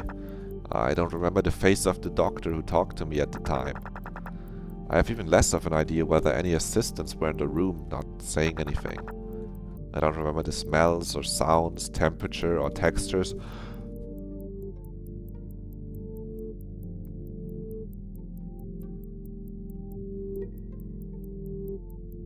Toaster, my friend. You should absolutely get back on playing Citizen Sleeper. I'm only now getting the subconscious connection of, wait, yo, you have some similar concepts here. You have some similar concepts and musings on those ideas of, are you your body or your mind or whatever. I mean, you played the start of the first one, so you kind of know what's going. You're a sleeper. You're a copied consciousness. Yeah, I know. There's a lot of stuff always to do, and that's a game that requires like full attention. It does only take like 10, 20 hours max. 10 probably. Just play it yourself and don't try to stream it. Probably. It's nice. It's good. But it just hit me that, oh yeah, these are very similar concepts and thoughts being scrambled here. Though, on that note, maybe you don't want to play it until you finish, until you have your stuff written out and planned out. But I think it'll be especially fun, since I think in writing this you must have thought about all these kinds of ideas way more than I am thinking right now while just reading it. So therefore, reading what someone else has thought about this kind of stuff also in a visual novelesque form, I think that might hit. I think that might really hit. Anyway, back to reading. The dots just kind of connected that, yeah, that is like a theme of the game, of that game. I don't remember how I felt that day, and yet thinking about it did make me feel things. Just not the things I felt back then when it was happening. Yeah, there you go. That's sweet. That's all sweet right there.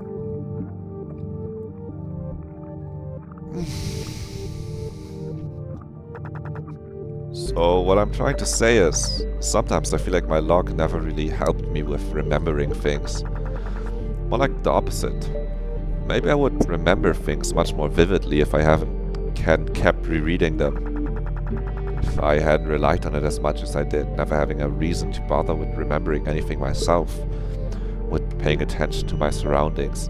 I think Adrian has some points here. I do think if you reread the whole thing overall again, then you don't have the pleasure of selective memory kicking in. Only remember you, because if you don't keep rereading it, then selective memory, if you're in a good mind space, will be able to just make you remember the sweet and the good parts of your life, and you'll filter out the maybe awkward or bad parts, and you'll just remember things more fondly, maybe. Just the idea, but also taking pictures is good. Pictures are kind of powerful. I'm surprised the Neuralink doesn't have like a double tap the side of your head twice function to take a screenshot of your visual field. I'm kind of surprised. Maybe it does. Maybe Adrian is one of the people who doesn't really take many pictures when he exists. I don't really take many pictures when I exist, so I get that. After all, I always knew I could go back to read through the recordings anyway. Now my memories of remembering became their own memories, overshadowing the actual events themselves. Oh shit, they'll still come up. I should take more pictures. I don't know if I can. I don't know if I can. Because I think my phone might not like me taking pictures. I saw Cat. I didn't tell you this earlier, but I saw Cat earlier today on the way back. And I wanted to take a picture, and when I clicked the camera and pressed take picture, my phone turned off and turned on again. And then when I opened the camera app later, my phone turned off and on again. It was at like 50%. It is time for a new phone, but you know, maybe we can get that when enough people subscribe to the broadcast. As long as it's just a camera function, but yes, I should get a new phone soon. I should. You are right. Check if you have your Prime available. Oh, you can't subscribe, don't worry. I know you can. Chat, I need a phone, I'm an e-beggar. How else am I gonna read chat? No, I can't read chat, don't worry guys. How did I feel? What did I... Sadly, I don't think you can subscribe. Because I don't have affiliate. Yeah, you can use it on flows. You'll get emotes. Flows, show up your emotes. You can show off your emotes, Flows.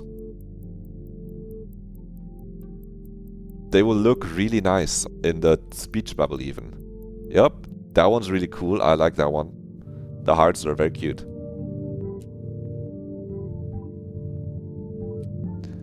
Let's, everyone, check if you have your Prime available and use it on Flows Oblitos.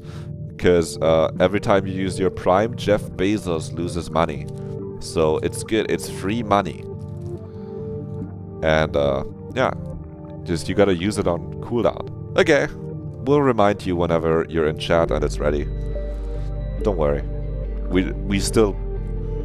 The money is not that urgent. Look, my phone works. Maybe I just can't take pictures. Maybe it was also because it was cold outside. So maybe my phone just doesn't want to take pictures while it's cold outside. Anyway, on that note, yeah. You're just gonna have to take pictures whenever we exist at the same time somewhere, and until I have a new phone. There you go. I'll still get a new phone sometime soon. First we need furniture. Alright, I'll keep reading. Oh god. Well, you can also take pictures of other things and you. And of me, that's also fine. I would, if I took pictures, they wouldn't be of myself, they would be of random cats I see, so that's fair. Thank you for being the Neuralink screenshot function that exists around me. I keep wondering about those things months and years later. Sorry, I was rambling a bit much. Honestly, I'm not sure what I was trying to say. Oh, no, it's fine. Come on, I appreciate you sharing your thoughts like that. And honestly, I can't understand where you're coming from. And yet, you still plan to get your own Neuralink as soon as you get the chance to, don't you? Damn, you really kept entries from as far back as your childhood, huh? Crazy to think. Yeah, of course.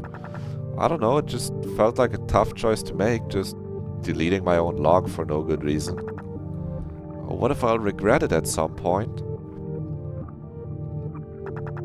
What if I grow old and want to look back at what I've been through in my youth, only to find pages upon pages of deleted entries? I don't know, something like that. Although, I guess now that I'm here, keeping them this entire time never meant a thing, huh? They're gone, all of them. So wait, you make it sound like you never deleted anything at all? Just once. Oh, he did delete something. That's good. I hope it wasn't exactly of the day Emilia went missing, where the conversation had vital information about her whereabouts and he couldn't bear to remember it. Never. I'm getting mixed information from this Adrian guy. Damn. Did deleting those entries make me remember them more or less vividly? Did I keep my promise? Taking a look at his timer, Oliver gets up from the sofa. Aw, damn. Was a good talk and all, but looks like I've gotta head back to my team soon. Wanna come see me off? So that's how much time has passed, huh? Despite that, those women still haven't returned. Do you not want to say goodbye to the others? They'll live. Not like I have anything left to say. Right, I don't either. I said more than enough. Alright, if you say so, then let's go. We leave the living room, stopping in front of the still locked exit. Oliver turns towards me. So then, are you ready to join back up with the girls once I'm gone? Telling them what you know and all that? Sure. What I know, huh? Glad to hear it. And you? What will you tell your team once you get back? Good question. I've been wondering about this for a while. Is the QT really his team? Emilia is kind of a special case, and Nathan is closer to our opponent. I guess I'll keep quiet for now. Not that I know any of the details yet anyway. Ha. Yeah. The door slides open behind him and he spins around. Well, that's my cue. Good luck and try not to get strangled again. Haha. Okay, yeah, thanks, I guess. And the door closes once more. This time, it's just me. It's you. Despite everything, it's still you. I can't just stand around and wait until someone else speaks up or takes action. And yet, I do just that, standing around awkwardly. Awkwardly? Can I even stand around awkwardly all by myself? Or does the feeling described as awkwardness necessitate the presence of another person, potentially judging the way I act? No, I think a position that you are sitting in, for example, can be awkward even if no one else is around. Though that's a different kind of awkwardness. That's the kind of awkwardness where your body is telling you that you are not sitting in a way that is fully comfortable. That could be described as sitting in an awkward way. So really it depends on what he means by standing around awkwardly. Does he not do what to do with his hands? Then it is kind of awkward, yes. It feels awkward to you. And at that moment it becomes awkward, even if you're not being perceived. There you go. Maybe the hypothetical idea of an observer suffices. You're the observer, bro. If you ever think no one is watching you, just remember this. You are watching you. You're never alone. You have yourself. You're in your corner. That's why you gotta cheer yourself on. Believe in yourself. You can do it. Okay. Something like that. Something like that. There you go. Felt like a good time to do that. I don't know. But I feel awkward. That's what it's all about, man. That's what I was saying. As long as these walls surround me, as long as each and every word I say will go straight to null, I will never feel unseen. Yeah, also there's just an observer. I forgot. Bro, I forgot. And so I begin to move towards the kitchen, keeping up a steady pace of around 2 steps per minute. That's rather slow. That's rather, like a slow pace. What, that's like 1/30th of a step per second? That's rather slow. Oliver was right, wasn't he? The fact that I barely care about what happened with Valerie is strange, right? I didn't even think about it as relevant. I would have walked right back in there as if nothing ever happened. But now that he brought it up, I can't do that. I arrive at the kitchen door, but instead of laying my hand on its handle, I simply turn around and start pacing back and forth across the room, as displayed by the background changing. 1,000 thoughts fill my head, most of them potential scenarios that I could play out once I eventually enter the kitchen. How I should act, what I should say, what they might say in turn. The small fraction of my brain that isn't occupied by these unnecessary, irrational concerns continues to worry about the bigger picture instead. How should I proceed from now on? How should I explain the fact that I didn't mention knowing Sophie? That I didn't mention that she told me about Emilia? That's what my story is going to be, after all. I need to find a proper excuse for why I might have reasonably wanted to keep what I know under wraps. One that they actually might end up buying. One that might sound irrational, that might make me look like the absolute asshole that I am, but that's fine. As long as they believe me when I tell them, that's all. That this is the entire truth and that I have nothing else to hide. It's gonna be just fine. I go back through my log, check everything I've said up to this point. I'm not doing that. Over and over again to make sure that nothing I've said could contradict my explanation. Okay, I might do that. I'll help you out, bro. Adrian. That's not his name.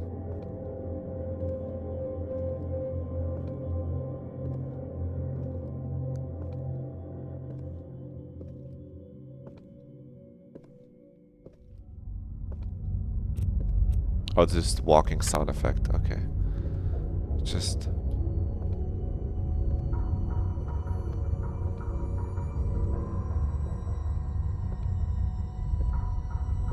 Wow, the name Sophie wasn't said very much, huh? At least not in these logs. That everything fits nicely into a plausible narrative with consistent motives for my actions. I've got this. I stand in front of the door and slap myself in the face a couple of times.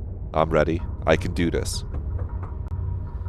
I take a deep breath, knock, and after mere seconds, kra-ching! The door swings open, Evelyn standing right next to it. Ah, Adrian. I'm glad to see you're alright. Would you perhaps want a little pastry and some tea to cheer up?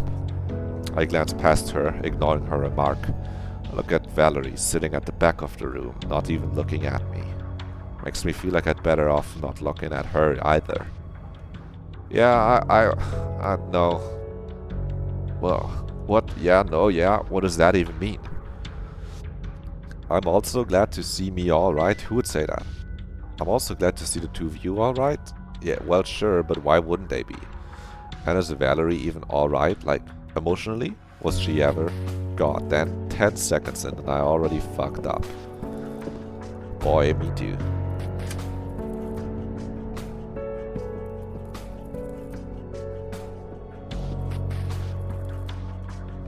Valerie, is there anything you'd want to say?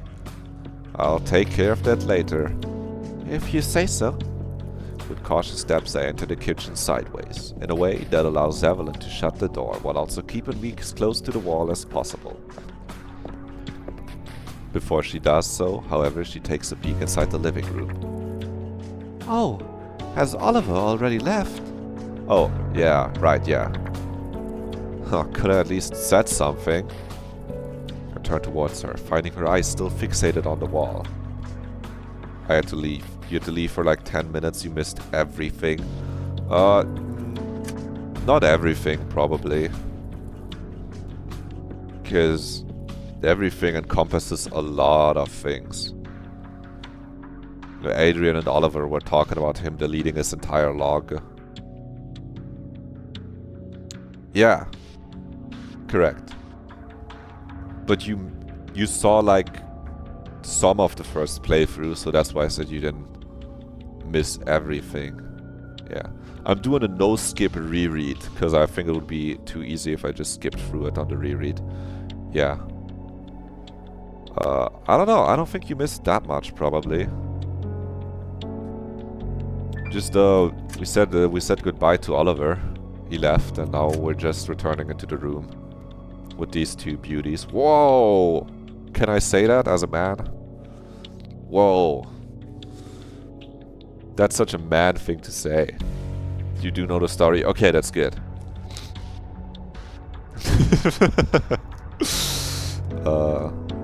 I don't know, did I do anything funny while you were gone?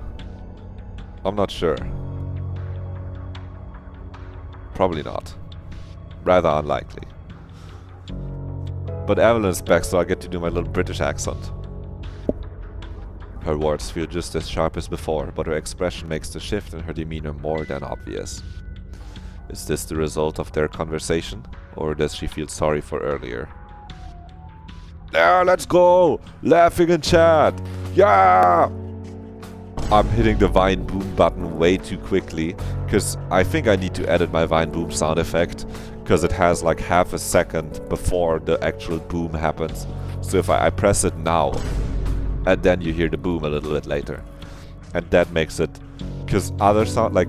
We've got with trouble. that sound effect, I can hit it, and it plays a sound that immediately plays if I hit it multiple times.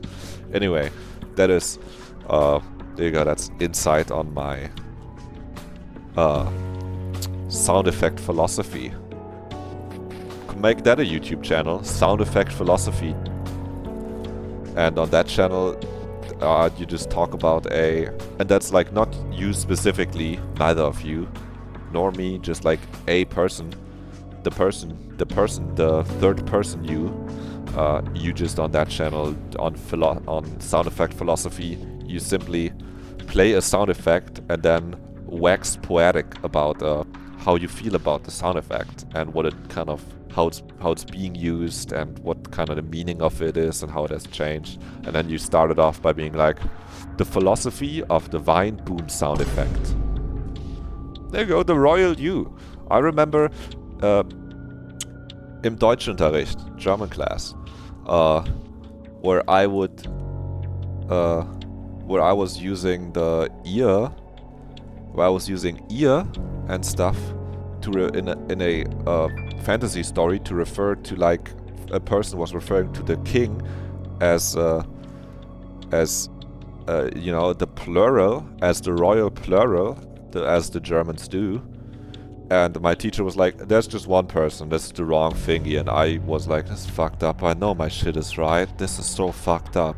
This is such a fucked up day. Okay, I didn't say that last part, but yeah. I remember that. I don't even have a log to pull it from.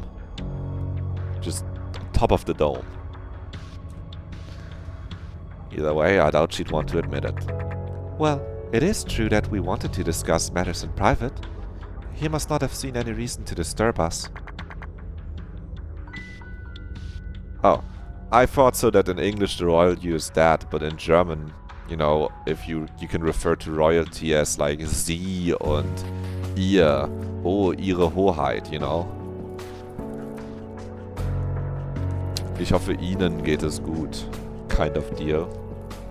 And I kind of did something like that in a fantasy story, and that just connected back, because I think some character was referring to a king in fantasy writing in German class, and my teacher, she went, nah, this is wrong, and I was like, I'm pretty fucking sure it's right, but I guess I'll take it. I'll turn the other cheek like Jesus Christ, you know?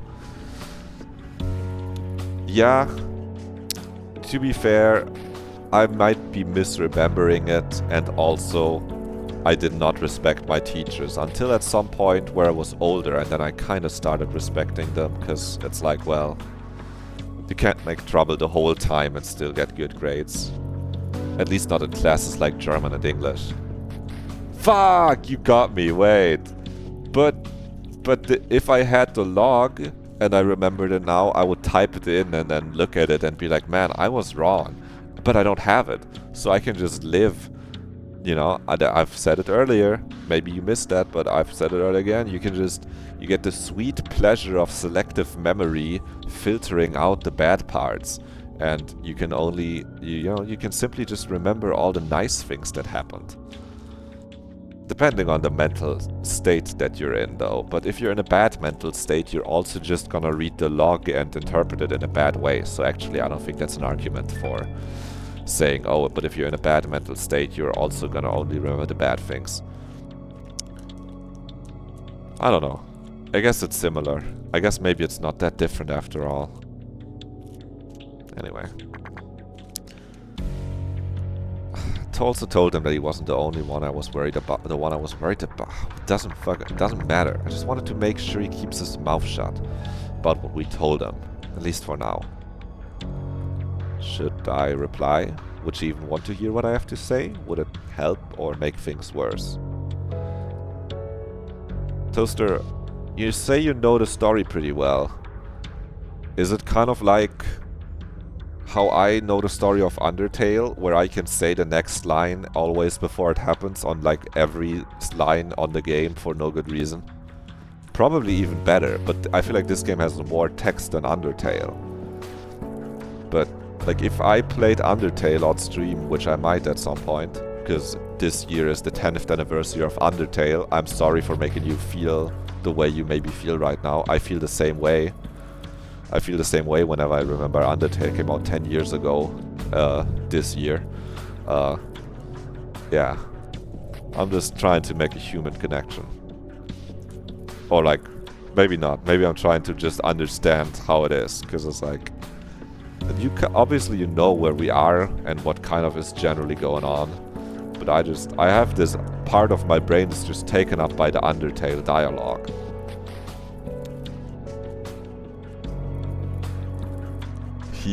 Should I give you a little more than he? Dude, you're right!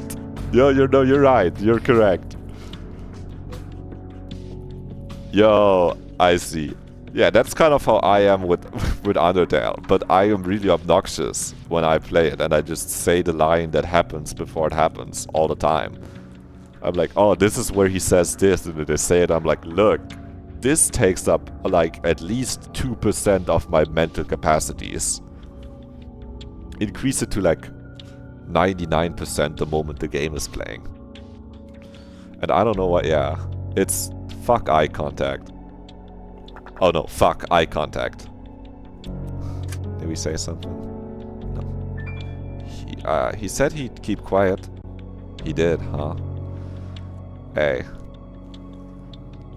People who played Undertale is one circle, and then the circle completely overlapping it. People who are woke now. Toby Fox woked the youth when he made that game. He did, huh? Oh, well, I guess I couldn't have done much then. Now it's up to whether he's a man of his word. You still don't trust him? No clue. Do I? I wonder. Evelyn sighs, pulling back a chair. Anyway, why don't you take a seat for now? She sits down next to Valerie. I'm fine. Lean against the wall. Furries. Are all furries woke though?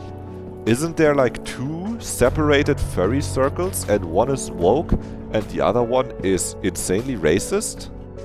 I'm sorry to talk smack on furries though, but I feel like I kinda hear that they are not all woke.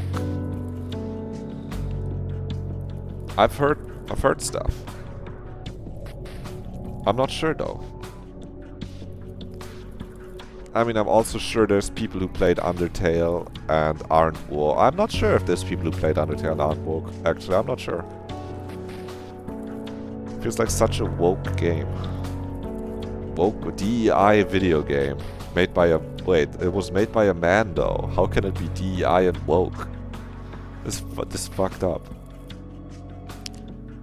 I lean against the wall.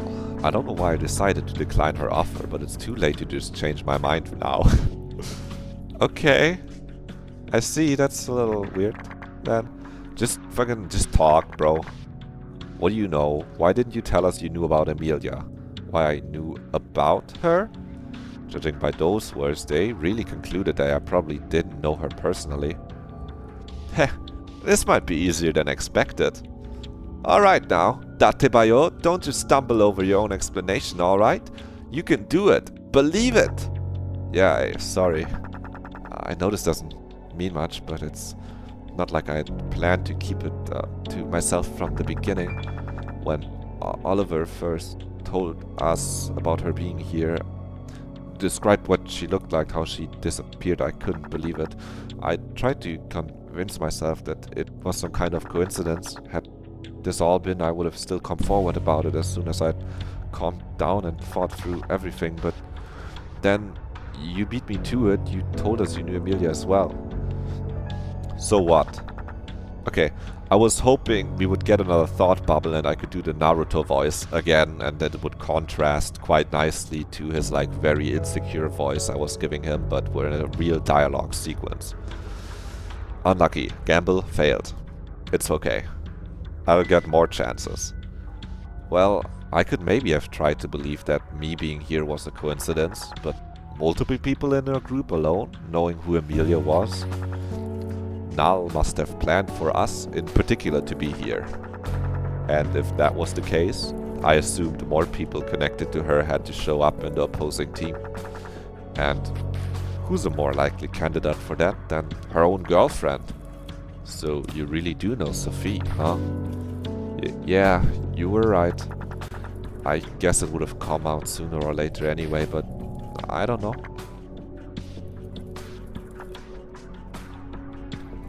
You two are friends? I mean, I don't know. Are we? What would she reply? Something like that. We went to the same school and talked a bit during our last year. Didn't really keep in touch afterwards until... At some point she stopped by my uni, ran into me by chance and asked whether I'd seen Emilia. I hadn't. That was shortly after she went missing. So you went to the same uni as Emilia then? Right. But I guess a certain someone already knew that much. Looking over at Valerie, she simply sighs. Anyway, that day we had occasionally met. That day we have... Since that day... Oh, I didn't go back far enough in my reading of the line. Anyway, since that day we have occasionally met up to grab a drink and stuff. Bro, you boned. She talked about Emilia a lot. She used you for your body, little bro. That sucks. That's my condolences. That is not good. Especially when she was drunk. Oh, she got drunk. Oh, Adrian, you poor boy. It's gonna be okay. It's gonna be okay, guy. You're gonna get through this.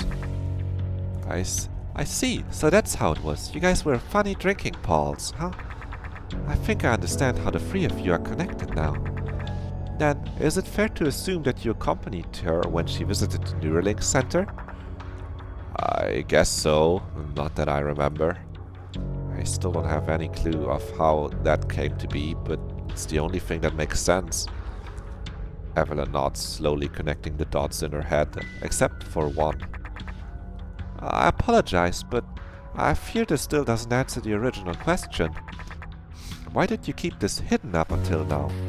I can't figure out what kind of reason you might have had for doing so. Why, huh? I got this. I thought this through. And yet, why? In truth, there seem to be two distinct reasons. One more absurd than the other. But they don't need to know that. One I will keep to myself. The other... I didn't want... I have no idea how to phrase this without making it sound like I'm the worst, most self-centered person ever. Maybe I am. I didn't want Sophie to die. Neither of them says anything in response.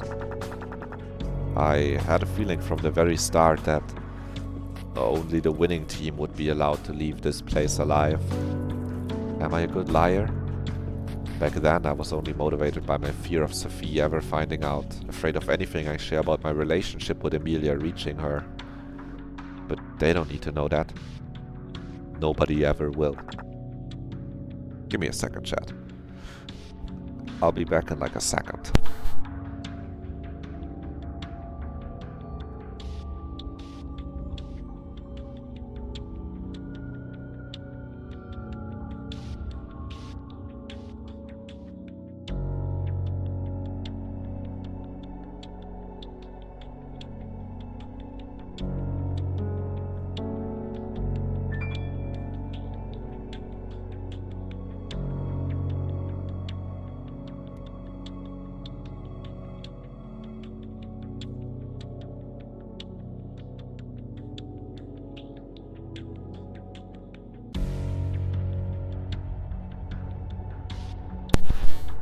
You don't have to... Yeah, I'm back. Don't worry. Just really short. Just really, really short. I just had to use some... I don't know how you say it in English. Nasenspray.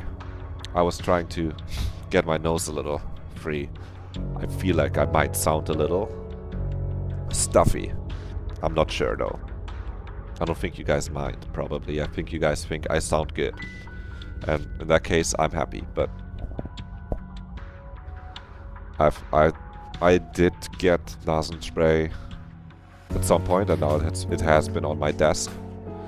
And I just got tissues before I started stream to take with me to make myself feel less like my nose is stuffy while I talk. And that's what happened. Let's get right back into the news. It only makes sense, right? Someone who was ready to lock us up against our will wouldn't hesitate when it came to murder, would he? Of course, I want to leave. Of course, I want to survive. Like the mentally stable person that I am. But if that means making the opposing team lose, and outright killing them, then I'm not sure I can just submit to that. So what you're saying is you would have been okay with being responsible for our deaths, is that right? I can't deny that. This should have been the part where she snaps, jumping up while hurling insults and accusations at me. Instead, she simply turns away. I mean, if anything, of course I'd prefer if all of us could make it out of here, but if I have to choose between protecting a couple of people I just met and someone I've known for years, then isn't it a natural thing to pick those that are important to you? It is, yeah. There's a footnote in the trolley problem where they said, yeah, you can't ask someone if they would save their wife or kill 5 random people by pulling the trolley. Because every normal human it's okay to pick your wife and kill 5 random people you don't know. Like, that's like, chill. I think I remembered hearing that somewhere. There's like a footnote in it. Maybe it was philosophy class in school. Not sure. That's what you talk about when you have philosophy in school. You just talk about the trolley problem every week. You're just like, okay guys, this time it's Obama on the wheel, and on the other thing it's Ronald Reagan. But if he was a good guy. And I was like, okay, what are we doing here? Neither of them looks entirely convinced, though they don't have any rebuttals either. Still, how can I... And this isn't just about me either. It absolutely is. Evelyn, don't you have similar feelings? Isn't your sister on the other team? That is true. I have tried not to think about that fact. I'm not saying you need to come to the same conclusion that I have, but can't you at least understand how I feel? I'm sorry, but I cannot. I did not expect this response. Is it really just me? No matter how much I love her, that doesn't mean I should sacrifice my own life for her sake. There's no point in living like that. No. Father, could you buy me a croissant from the store with a... I would like to use a pound to buy a pretzel at the dancing store.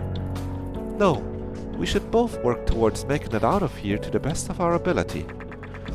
Whoever manages to win will have to live the life for the both of us. That's certainly a much more optimistic way to view this dilemma. Not a dilemma to her, she's a winner. Isn't it the same for you? Do you really think that Sophie would want you to die for her? I just don't think our lives have equal value. I can't live life for the both of us. I get what you mean, but it's not like I'd be the only one to suffer from losing Sophie. Emilia also remembered Sophie after all. Might still be the only one she remembered. Clearly, she's the most important person in Emilia's life. Is it right to take that from her? I look over at Valerie. Especially for you, who had some sort of connection to Emilia yourself. He's gaslighting right now, he's going crazy mode. What are you gonna say once you make it out of here? I mean, when you have to face her. I'm so glad to see you again. Sorry for killing your girlfriend in the process. Not like she wouldn't understand. Not like it's my fault we're here. Of course, she is right. I couldn't care less if you think I sound selfish, but I just want to survive. If that means the other team has to die, oh well, sucks to be them. Stop trying to make me feel responsible for any of this. She's been real again. If anything, I'm the selfish one out of us here. But still, if she still wants to get out of here so badly, then why did you lie to us? Why did you pretend you only knew Emilia from back at the hospital? She knew that I would ask this question eventually. It was only a matter of time. Taking a deep breath, she straightens her posture, as if to mentally prepare for what's ahead. Yeah, so this is what we already discussed while you were out. She pauses, probably deliberating whether she should apologize or continue. She continues. I'll get to that and repeat what I already told Evelyn. At least the relevant stuff. Went on a couple of unnecessary tangents last time. Before that though, I was just wondering, how did you know? I already knew what tipped her off. She told Oliver it was recorded on my log. Guess it's only fair to tell her as well. It was right in the beginning, back when Oliver first told us about Emilia. You had quite the reaction to that reveal. You were absolutely sure about who that Emilia was. What did he tell us though? Sure, her name and that guy in a lab coat was working for one of her parents. I guess you could deduce that he was working for Neuralink, just like Emilia's father was. But that's all you should have known, and that's far from enough to be as sure about knowing her as you were, to react the way you did. So, what else did Oliver tell us? For one, that she disappeared roughly 2 years ago. I guess I don't really need to explain why you couldn't have known that. What remains would have been the description of her appearance. Green eyes and long, wavy blonde hair. But that, I see, yeah, I didn't think about that at all. You're right, if I only ever talked to her in the hospital, there would have been no way for me to connect that description to her. She nods. Meanwhile, Evelyn looks back and forth between the two of us, understandably confused. Oh yeah, Evelyn. I guess I should explain what I meant. About her appearance and all that. It's simple. The description totally fits all the photos I've seen of her. But I know from Sophie that blonde wasn't actually her natural hair color. And that she only started dyeing her hair after graduating from school. Shortly before her first encounter with Sophie. She never saw her the way I did. Yo! Diffident Roost, if you're gonna put your bots in the damn chat, make them follow the stream. Yeah, I know. Brother, also, the link is broken. Post... Dude, if you subscribe, we'll let you post the link. If you follow. Okay. They didn't follow fast enough. Thank you. Thank you for the... We love our members in purple in the chat. The Twitch police. I'm saluting. Good job. Feels good, doesn't it? Power. Power! Together we shall devour the very chat! Yeah, back when she came to visit me, she still had brown hair. Oh, I see.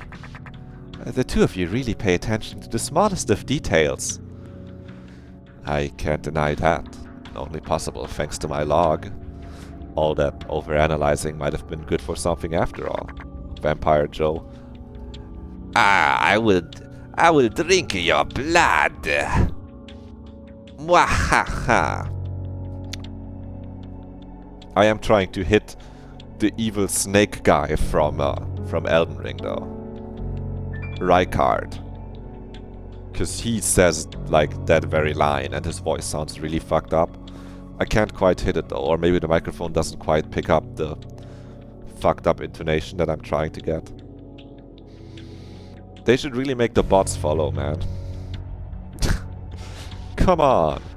It's almost like when Emma Dorothy showed up in Emma Dorothy showed up in my chat and tried selling me, probably scamming me, her services to make Twitch emotes, and she popped up in chat and immediately followed. And I'm like, you know, at least if you're trying to scam me, you followed, you know. But then I find out from flows that this person fucking unfollowed. Like, that's crazy. I thought I got a girly in the chat who likes art, but I got her to put the Instagram of her art, and it was kinda... It looked like AI made slop. It was badly made emotes. I still want to believe that Emma Dorothy is just a hard-working entrepreneur, but... Then they shouldn't have unfollowed me if they were being real. So, yeah. They are not... Their Instagram will not be in a sponsor message, unlike the current sponsor of the stream. Anamnesia, Part 1, Am I My Body? current sponsor of the stream. Exclamation mark sponsor.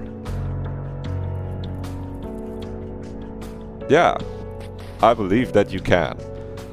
But I do think, and that's what I told Emma Dorothy as well, a friend of mine who's also made this little PNG tuber, probably would like making the little emotes. Yeah, we're seeing a yay. It feels weird to say that I'm making my friends work for me without paying them, but you can put it on your what's it? PNG tuber talk? No, it's VGen. It's VGen. You can put it on your VGen as a thing that you've made. Yeah, I'm talking about Floss. She has the artist icon. Yeah. But I'm sure once the stream gets bigger, we'll have enough emote slots for many people to chip in with emotes if they just want a little emote. You are artist. The badge even shows up on the little speech bubble. To be fair, all of this did manage to bring us much closer towards working together than I could have ever seen coming. Wow! And with that, arguably closer to the truth? Is that a good thing? The more I think about it, the less I hate the idea of it. ... Well, with that out of the way, Valerie, would you like to tell Adrian about some of the things you shared with me earlier? Sure, that was the plan after all. She takes a moment to arrange her thoughts before diving straight into the second half of her extensive backstory. Lore! So, when I said we never met again, that wasn't actually a lie. We've only ever seen each other in that hospital. Years went by, life was shit, I went through some stuff. I don't want to talk about any of that again, it doesn't really matter either. Evelyn nods as if to confirm that the details aren't relevant at the moment. Thank you. Confirming behavior. Confirming behavior, nodding, android-like posture, android-like nodding, confirming behavior. Fucking instinct to serve, make food and place it in front of people. All very suspicious. I'll be the judge of that myself, but I guess I shouldn't insist for now. I could never manage to fully forget her, however. How could I have? The very first entries in my log were filled with our conversations. I've always had the urge to talk to her again, and at some point, I just called the place her father was working at. That was the only idea I had. And yeah, I managed to get a hold of him. Told him that I felt the need to thank him and all for saving my life. Made some stuff up about how great I've been since, and was happy to hear from me. But yeah, at least he said he was happy, but I didn't really care either way. All I wanted was to ask for Emilia's linked ID. Gave it to me right away, without even asking. Emilia would surely be happy to hear from me as well, he said. And after a bit more of acting like I was interested in his life, I hung up. That was the only time I ever spoke to him. If I had a properly functioning brain, I would have messaged her right away, or like, "Hi, I'm that kid from back then, wanna chat?" But I didn't. Instead, I looked up her profile and read through her post history. Yikes. Don't fucking say yikes to that, Adrian. That's a human experience. It fucking happens sometimes. You're like, oh, hey, here's this person I know, and their link ID account. And then you're like, I should like follow them and let them know. And then it's like, well, it's kind of awkward if I like follow them. They'll get a message that I'm aware of their existence. Don't fucking yikes that, Adrian. You're not any better. Well, to be fair. Oh, hey, sorry. How old were you at that time? Right, thanks for asking. Like 14. Okay, well, wait. But like, it's fine. It's like, even if you're like older than 14, it's like not that. Like, come on. Yeah, keep that in mind and ignore all the creepy and cringe stuff, okay? Okay. I wasn't just doing it to stalk her. Well, maybe I was. But really, I wanted to get in contact with her in a natural manner. Unnatural for me, but natural for her. I was trying to find out what kind of things she was into, what kind of communities which she was part of, and then one day I joined one of them. Was a total bust, didn't work. Fucked up. I ended up in some weird place full of nerds who were really into mystery stuff. Yeah, fucking nerds and their like mystery stuff, and like, yeah, what? She walked into a room and everyone was playing Zero Escape. Worst day of her fucking life. I didn't really know what to say. I never really cared about anything like that, so I mostly just lurked around. It did help me with learning more about what Emilia was doing there, however. What kind of mysteries she liked and all that. While she did also talk about movies, books and games, what stood out to me was that she kept discussing a certain urban legend. I'm sure you can guess what I'm talking about. Yeah, I can guess. The Zero Escape games. This line was a joke very specific for the mystery Discord I'm on. Oh, that's cool.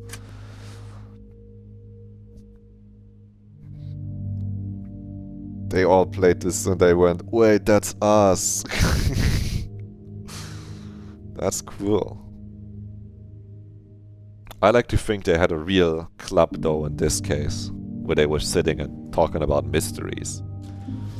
That's some anime shit. Oh, I'm gonna join the mystery club, where after school we talk about mystery books.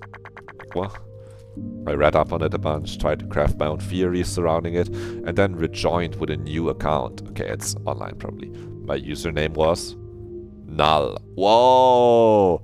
Wow, edgy much. Well, 14, what did I expect? Funny to imagine how things would have gone if she told us that her username was Null right at the very start.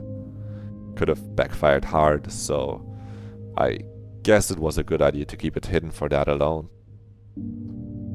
It's interesting though. Emilia got her into all of this in the first place. It's almost starting to feel like all of these things are connected after all. Play the Phoenix Wright Pursuit music. Oh, I thought for a moment we're gonna start playing the We're Putting Shit Together music again in the game. Emilia being here in a game that's based entirely on an urban legend that she was deeply interested in years ago. That can't be a coincidence, can it? What kind of reason could she have had to look into it so much? Maybe, hey, are you listening? No, I'm not. I'm sorry. Let me go back. I was so focused on reading. A bunch of community were pretty annoyed right when they saw my name. Oh no, not another one. Emilia though pinged me right away. Bro, she joined the Sherlock Holmes fan group and made her name Watson. And Emilia was like, dude, I love Watson from Sherlock Holmes. Hello, I want to be your friend now. And we sent messages back and forth, discussing our theories about what happened back in 71. While I already knew hers, but I could at least act interested. Eventually, when there was nothing left to say about the truth game, she DM'd me. I pretty much ignored the existence of that community from then on, and we just became friends. We talked about ordinary things, and anything that came to mind, really. Things we never told anyone in real life.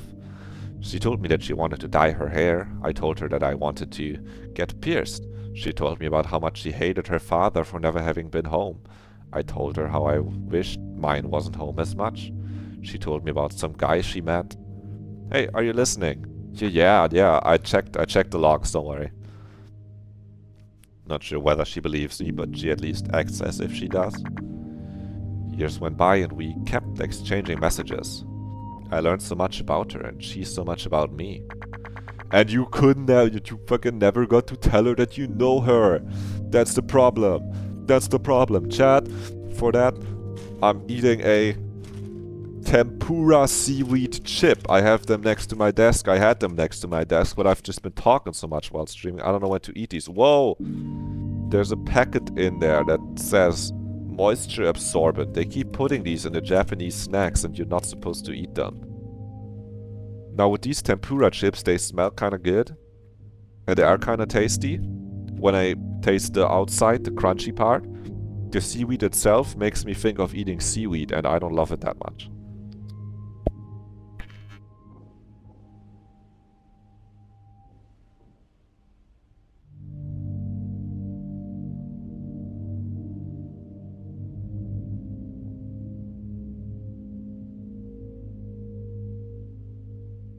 I'm muting myself so you don't hear me crunch the chippies.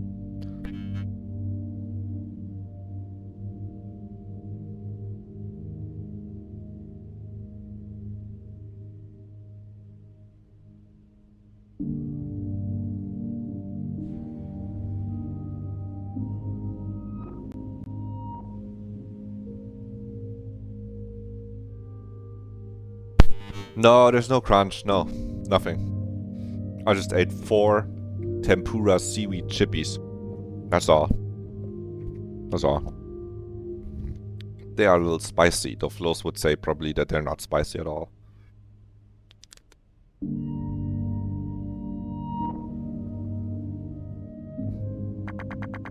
I never told her anything about who I am.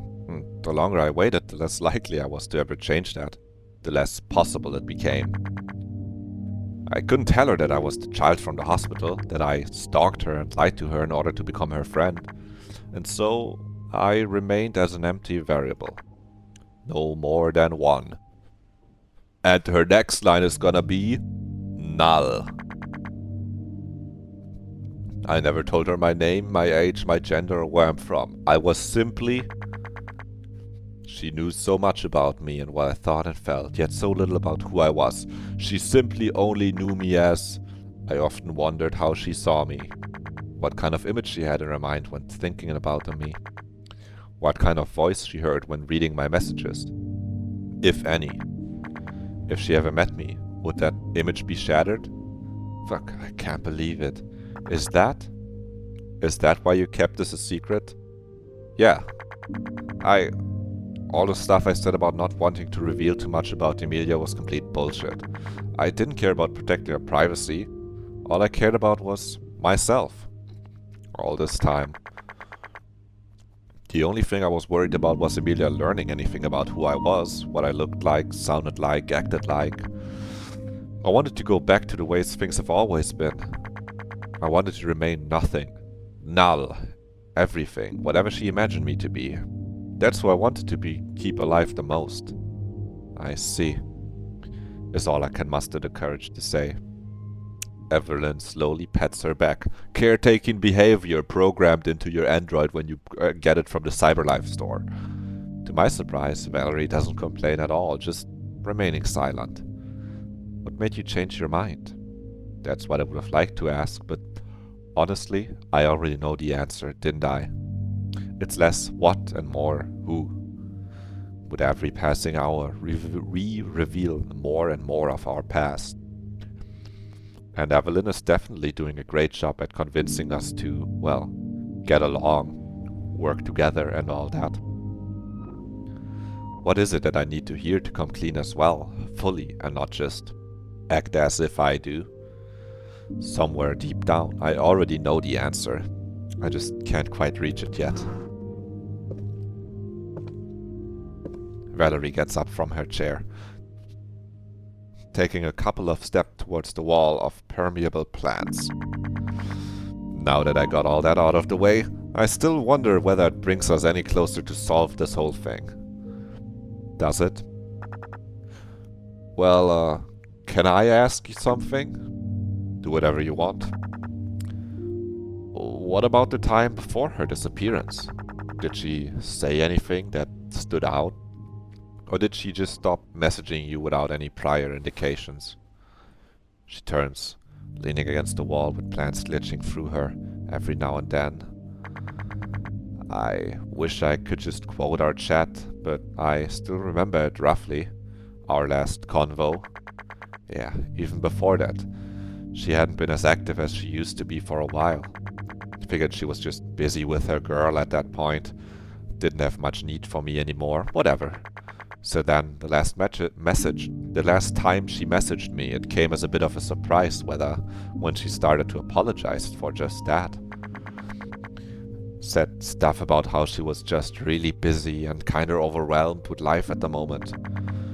That she would explain it all once it settled down. It's a good reminder. Save your games.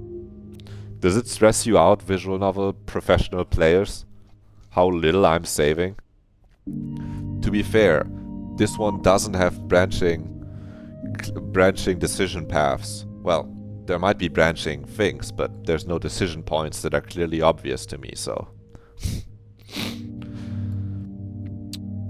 that definitely makes me... Nah, I don't know. I think I would be saving a lot more if there were dialogue choices.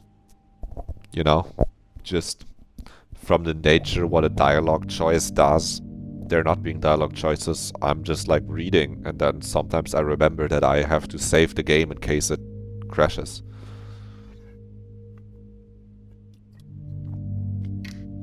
Or in case I say, oh, the stream is over, guys, and then I Alt F4 the game. That's probably way more likely than it crashing. Because this game's a house. This they built this shit was built with rocks and bricks and clay and shit, and it stands tall and firm. And it would never crash. Never. That's when I Alt F4 and I go, it crashed. No, don't worry, I'm not gonna do that to your cute little hearts, chat. I wouldn't mess with you that much. She would explain it all once it settled down. I told her that it was fine, of course it was. I wasn't mad or anything in the first place.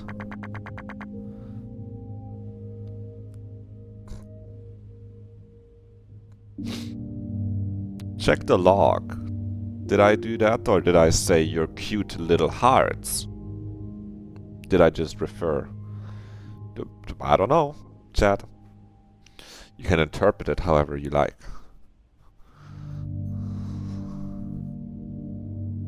Hold on, I'll just gotta keep clicking through the dialogue to get to the Evelyn blush emoji. She was extremely grateful, promising to take the time to catch up, that she was just gonna take a break. It all seemed weirdly out of character for her, but I didn't question it any further. I was just happy to hear she seemingly cared about me that much. Didn't really understand why. In retrospect, I guess she must have already known that something would happen to her. Or at least that it might. Whatever kept her so busy at the time did have something to do with... Did it have something to do with all of this? All that digging into some strange urban legend? Was it more than simple curiosity? And after that, did you still try to message her? Obviously, a bunch of times. Didn't ever get a reply. I didn't miss anything, right? Don't think I missed anything. At first, I didn't think much of it. She wanted to take a break after all. If anything, I felt like an idiot for bothering her to begin with. After months had gone by, I started to get worried. I thought about calling her father again, but I couldn't. After all, I had never actually messaged her, despite asking for her ID. If I asked about her again, I would have had to reveal that Null and I were the same person all along. That I had kept that a secret from her for years, for no proper reason at all. None that I could explain anyhow. Does that mean you never knew for sure whether she had actually gone missing? That's right. I often wondered whether something happened to her or if her last words were just her twisted way of cutting me off with a minimal guilt. I only got the confirmation today that she had gone missing around the time she stopped replying. In a way, I was glad to hear it. And I felt so bad about it with my fucked up little mind. I got this edgy face, but my mind is even my twisted little mind. You wouldn't know what's going on in there. God, I'm disgusting. I told you. At least it's not just me. We quietly remained like this for a while. Honestly, I forgot whatever else I wanted to ask. And maybe I should leave it at that anyway. She said enough for now. Even Emilia seems to have already known that she might disappear, at least for a while. Did she sense that she was in danger, or is there something else I'm missing? Another option. Anyway, that's all I got for now. Move along. She looks over to Evelyn. You wanna try the thing we discussed earlier? Oh, of course. She promptly leaves the table, heading towards the living room. I will return once I'm done, alright? Right. What is she gonna do?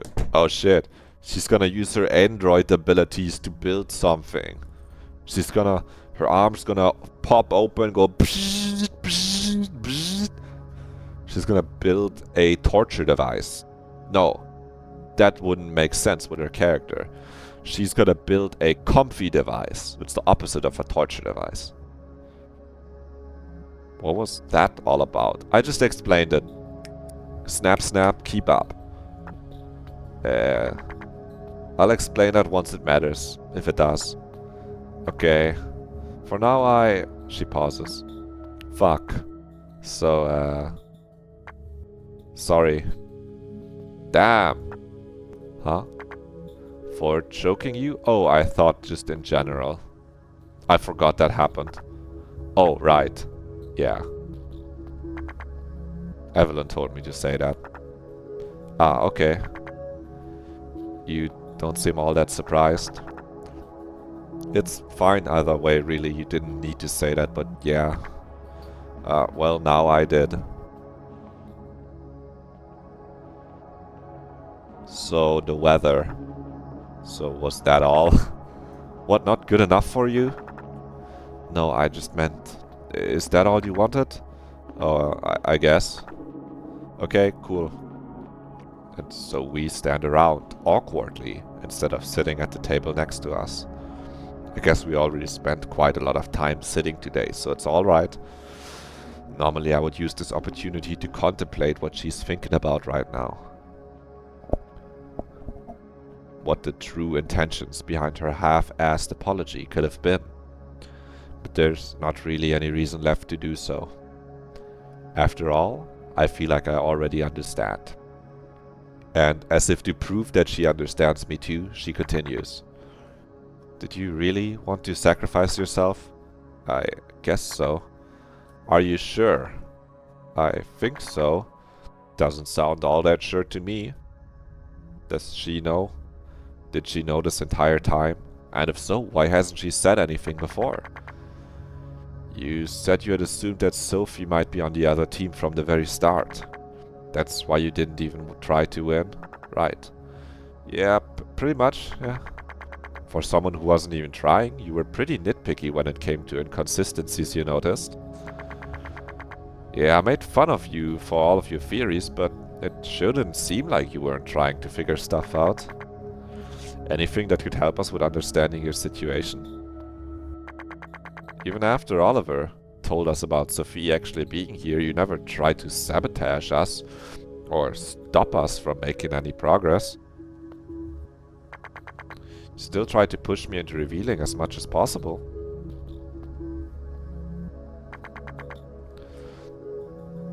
The only thing you ever did was to try to avert our attention. Have everyone focus on what I know and make sure that nobody was onto you. As long as it didn't have anything to do with you or what you knew about Emilia, it was all fair game. You never really wanted us to lose. All that talk about sacrificing yourself for Sophie was just an excuse, wasn't it? A way to make yourself feel like your actions aren't as selfish as they seem. You never actually wanted to die, and... I swallow. She leaves her wall behind, slowly stepping closer and closer towards me. You're still hiding something, aren't you? I think you're reading too much into this. I just didn't want to be responsible for it to be useless, for you to raise suspicion. I'm speaking the truth, and yet you're right as well. Valerie is standing right in front of me, her gaze focused on my expression, trying to ascertain the veracity of my words. I didn't know Adrian could say words like this. His fucked up little mind. I don't know what my face looks like in this moment, but I doubt it scored a particular. So I'm smiling because of what I just said. I like those words; they're cool. I just didn't think Adrian had him in it. You know. I don't know what my face looks like in this moment, but I doubt it's doing a particularly good job at masking what's behind. Then again, it probably doesn't matter all that much anyway. He does, yeah. Nerd emoji. I don't know. Nerd emoji R main character. Brother would show would be like, this particular good.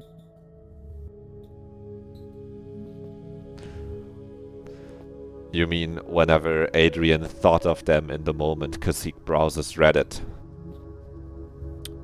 Or like a neuro read, I don't know. Yeah. He learned it on Neuro it. And he posts, am I the asshole? I had sex with my friend's girlfriend and I didn't even enjoy it. Fucking M17.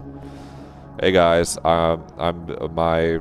this girl I'm cheating on with a girl with another girl, and then I don't know. He posted on his Neuralink, and then he goes, here's my my log, here's my nano log from when we had sex. I was just like, yeah, that feels so good. I was like, what the fuck? Why is he posting this? But you gotta post it, because that way on Neuro Reddit, nobody can post their fake stories, because it has to be a certified log, and you can just attach the log of the fight or conversation that you had. That would actually go hard. Hold on. I'm cooking. I'm onto something here. Is there a platform? They should make a platform where you can post your logs. Like League of Legends text logs, but in real life. You can be like, am I the asshole? Here's the exact argument I had with my wife. There's like, I was just like, you never fucking do anything around the house. It's like, the old ball and chain, he spins his finger and the wife goes, fuck, your penis is small. He's like, what, why would you say that? No. It's just put it all on Reddit. He's like, and then in the log it just says punch sound effect, and he goes, yeah, I might have punched my wife, but like, you can look at the log. She was being really fucking annoying. Anyway, there you go.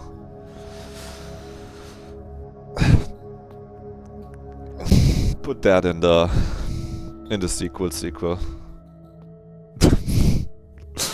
I played the Vine boom sound effect, okay? Flo's, you watch the click, you know what's going on with all the Reddit thingies. I was just saying they should, in this world, they have probably one where they can post the nanologs of the conversations.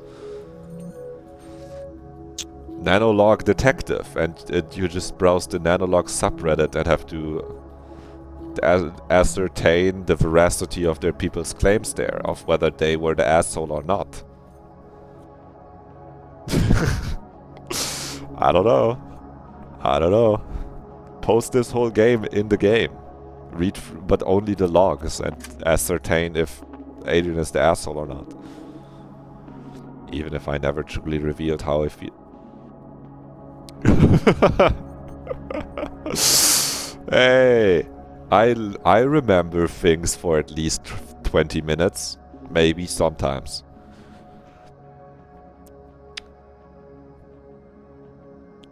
Come, you gotta give me some credit, chat. No, I know why you said that, because that's the same thing I said about Adrian. That's why it's funny that you wrote that. Up top. High five, good job.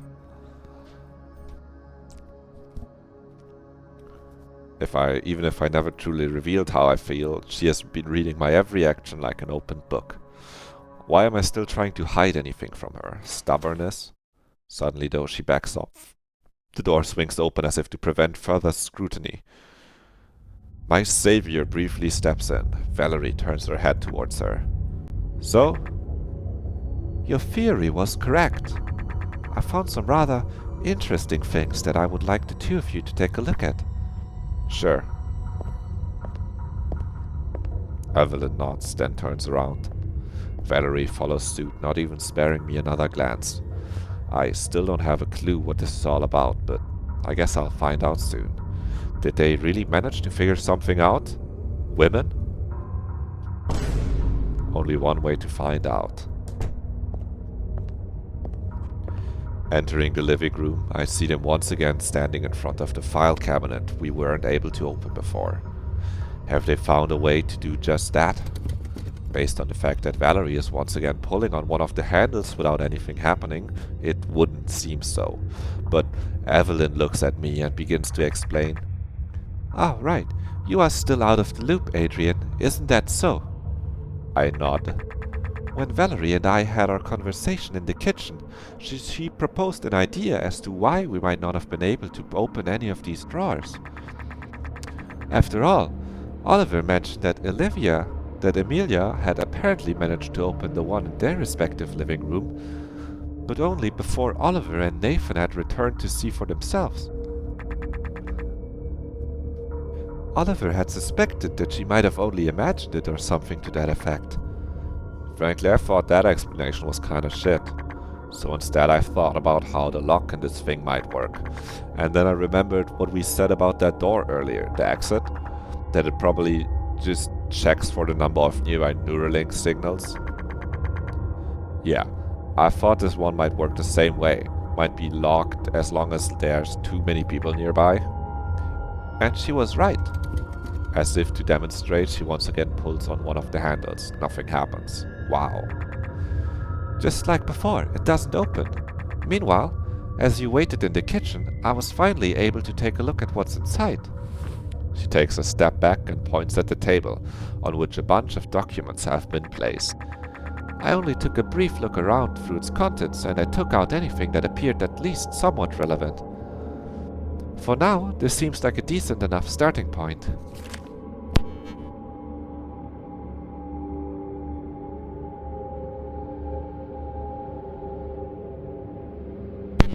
Valerie picks up a piece of paper right away, starting to read without a moment of hesitation. I, on the other hand, simply stand in front of the table, letting my eyes hover over the texts in front of me. Most of them are largely redacted, only bits and pieces remaining readable. I try to scour them for some kind of hint, but I can barely process any of it. What they have in common is their age. They all appear to be from around the time when the original experiment has supposedly taken place, according to the story that Valerie told us. 2071, 2070, some are even older. They were probably kept here this entire time. Did Null want us to find them? Or did he not even know they were here in the first place? From what I can tell, they all seem to describe the details of that experiment. Not knowing much about power-up psychology, I don't really get any of it. I can merely guess what some of the terms mean. Minimum delay, abstract transfer, connector, generative simulation, neurological override. Barely having any sort of context doesn't really help. While I continue to stare at the table, Valerie has apparently already finished going over the document she first grabbed, promptly switching it for another. "Are you girls talking?"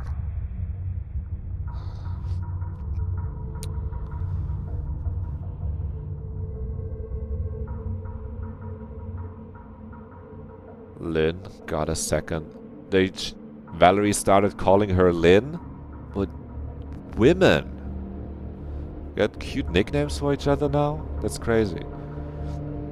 And you would only ever find out in log. Whoa. In that moment, I notice a text that was mostly covered by the one she just picked up. One that seems readable for the most part. I grab it. Hopefully this will make any sort of sense. The abstract transfer experiment is scheduled to start on the 3rd 7, 2071. The participants will gather at the Power-Up Psychological Research Center of New Berlin before being transferred to the newly established underground test site. In addition to the scientists involved, representatives from the following members of United Corporations of Europe. Oh, that's what UCE is. Oh, look at you. Oh, look at you. You're being so cute. You're being so cute with this. The United Corporations of Europe. A little on the nose, don't you think? I like it though. You gotta be a little on the nose for the people, but like, God. Might we be living in a capitalist hellscape? I mean, we already noticed by the Neuralink implanted in our brain, but like I think I like it though. Like that is what they would call it. They would call themselves that. But like I'm like, yeah, capitalism. Bad. So bad they got their own, like the United Corporations of Europe will supervise the event on site. Neuralink, Nanolog and Art Arms. They will arrive at the test site 1 day prior to the experiment. Once the experiment commences, no one will be allowed to enter or leave the structure for the entire duration of the event. All forms of communication or data exchange will be prohibited as well. Although the exact duration is not set in stone, it is expected to last no longer than 2 weeks. The final list of supervisors has not been confirmed yet. However, the following 6 test subjects have agreed to participate. I'm falling apart at the seams. They are unaware of any further details beyond the general relation of the study to our current predicament. This matches with what Valerie told us earlier. Also, I see the girls moving in the background. Let's read along. Ah, right. You might need some context for these documents, huh? Delay refers to the time it takes for data to be exchanged between Brain and Neuralink. Accessing stored files might seem to be an instant process, but it's still different from real knowledge. Whenever you want to check something on your log, you still need to actively decide to do so, don't you? You don't just remember details from previous conversations without doing so. Yeah, okay. Memories can just pop up when you least expect them to, yeah. Neuralink, not like that. Exactly. Now, the minimum delay is the lowest amount of time necessary for the human brain to be able to differentiate between the two. Information it is possessed by itself and the data stored on the Neuralink. It was decided that Neuralinks should not, under normal circumstances, be able to pass that threshold. Users should always be able to separate their own ideas from stored files. So it sounds like one of the goals of this experiment was to test what would happen if you remove that delay, huh? It seems that way. That's a really interesting idea. I like that. This matches with what Valerie told us earlier. Our current predicament, huh? Must be that nil thing. You found anything? She puts down the document she was holding, a frustrated expression covering her face. Well, I don't know how helpful this is, but it's readable at least. Pretty much confirms what you told us about earlier, that this really is the test site of 71. Is that the bite of 87?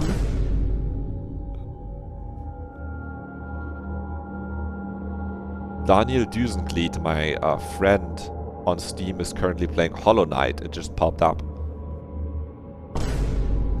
Without another word, she snatches it from my hand and starts to read. What? Oh, I was just asking if this is the bite of 87. Or the test site of 71.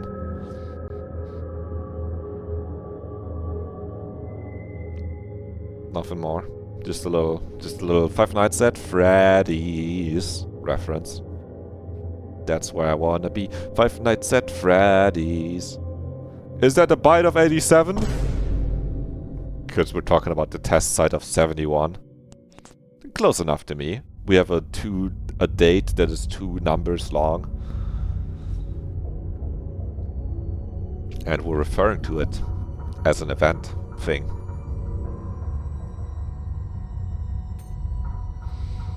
I watch her eyes moving swiftly across the page.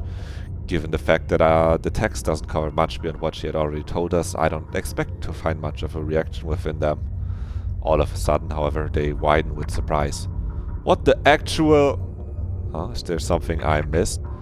What is it? Have you noticed anything? No, Evelyn, I don't think she did.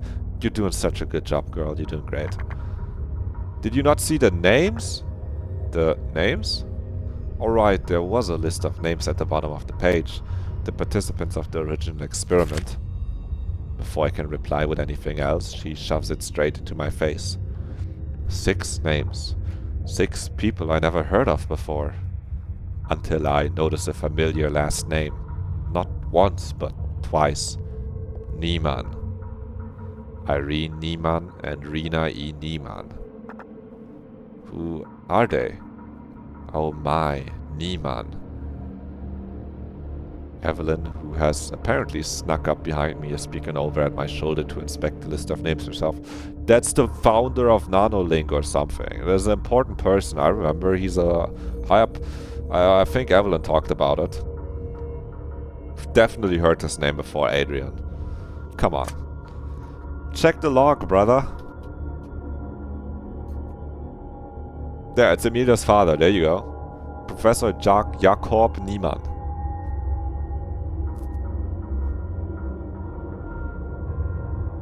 How does Adrian not know? Bro's not paying attention.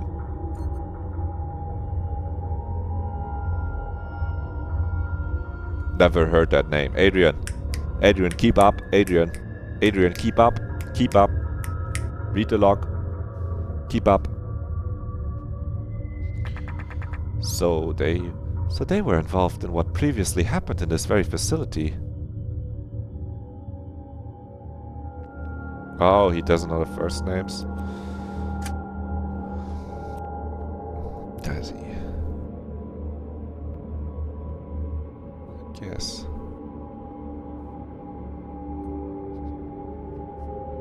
Who are they? I guess he doesn't know the first name. I guess fair. I just feel like he should have looked at the names. But he just didn't look at the names at all. I guess. That's okay. He's doing his best. It's okay. I never would have guessed. This can't be a simple coincidence, can it? Well, yeah, okay, we don't actually know if it's... Okay. Oh, that makes sense. She did kind of snatch it out of his hands.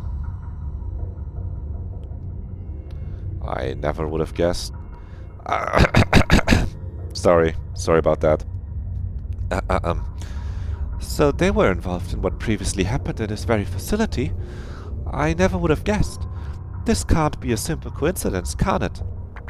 Okay, that "can it" was a little too much. No, definitely not. She lowers her head and turns away.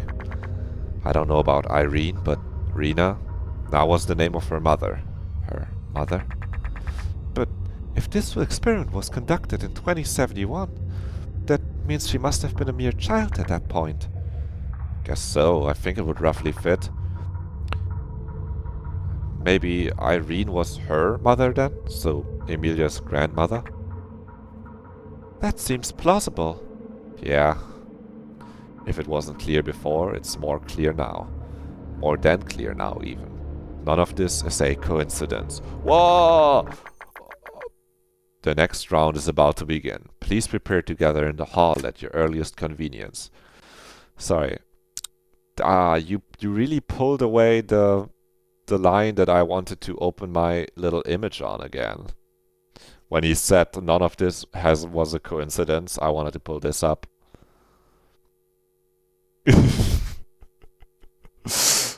Yes, I wanted to pull this up on one of these previous lines, but then the voice activated early and pulled away from the line where I wanted to pull up my little funny image. I was afraid but luckily we have the log to check what was said, even when the text moves beyond. Wow, it's immersive gameplay, because it's what the character also has to do. And I also do it in the same way that he does. Because the log is the same for us. I am him. My pronouns are him, not he, because I am him. So there you go. My desk is small again. I'm sitting.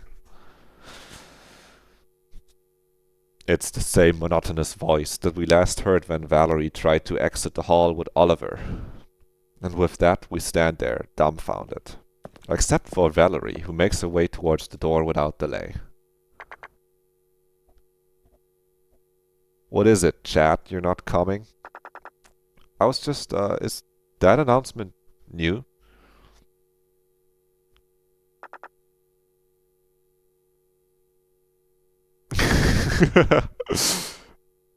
I got him, yeah. Because I'm him. It's a subversion on the like, my pronouns are he, not him, because I could never be him and then put up an image of like a funny animal that is a guy or something. But I subverted it by changing it. Yep, the joke explainer has logged on. I gotta do it for the love of the people. As long as there's enough people who...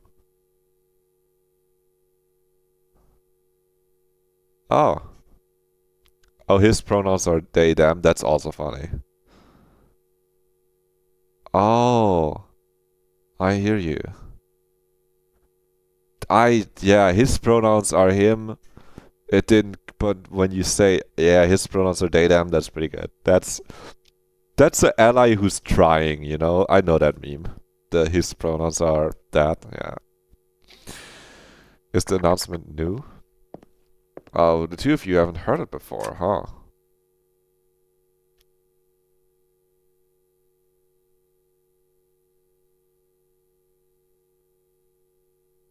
Have we not heard it before? No, we have not. Are you implying you have? Yeah, the same one was playing right at the start when I had locked myself in the bathroom. I guess you can't hear it from the hall. Makes sense, don't really have a reason to. Now that I think about it, it's true.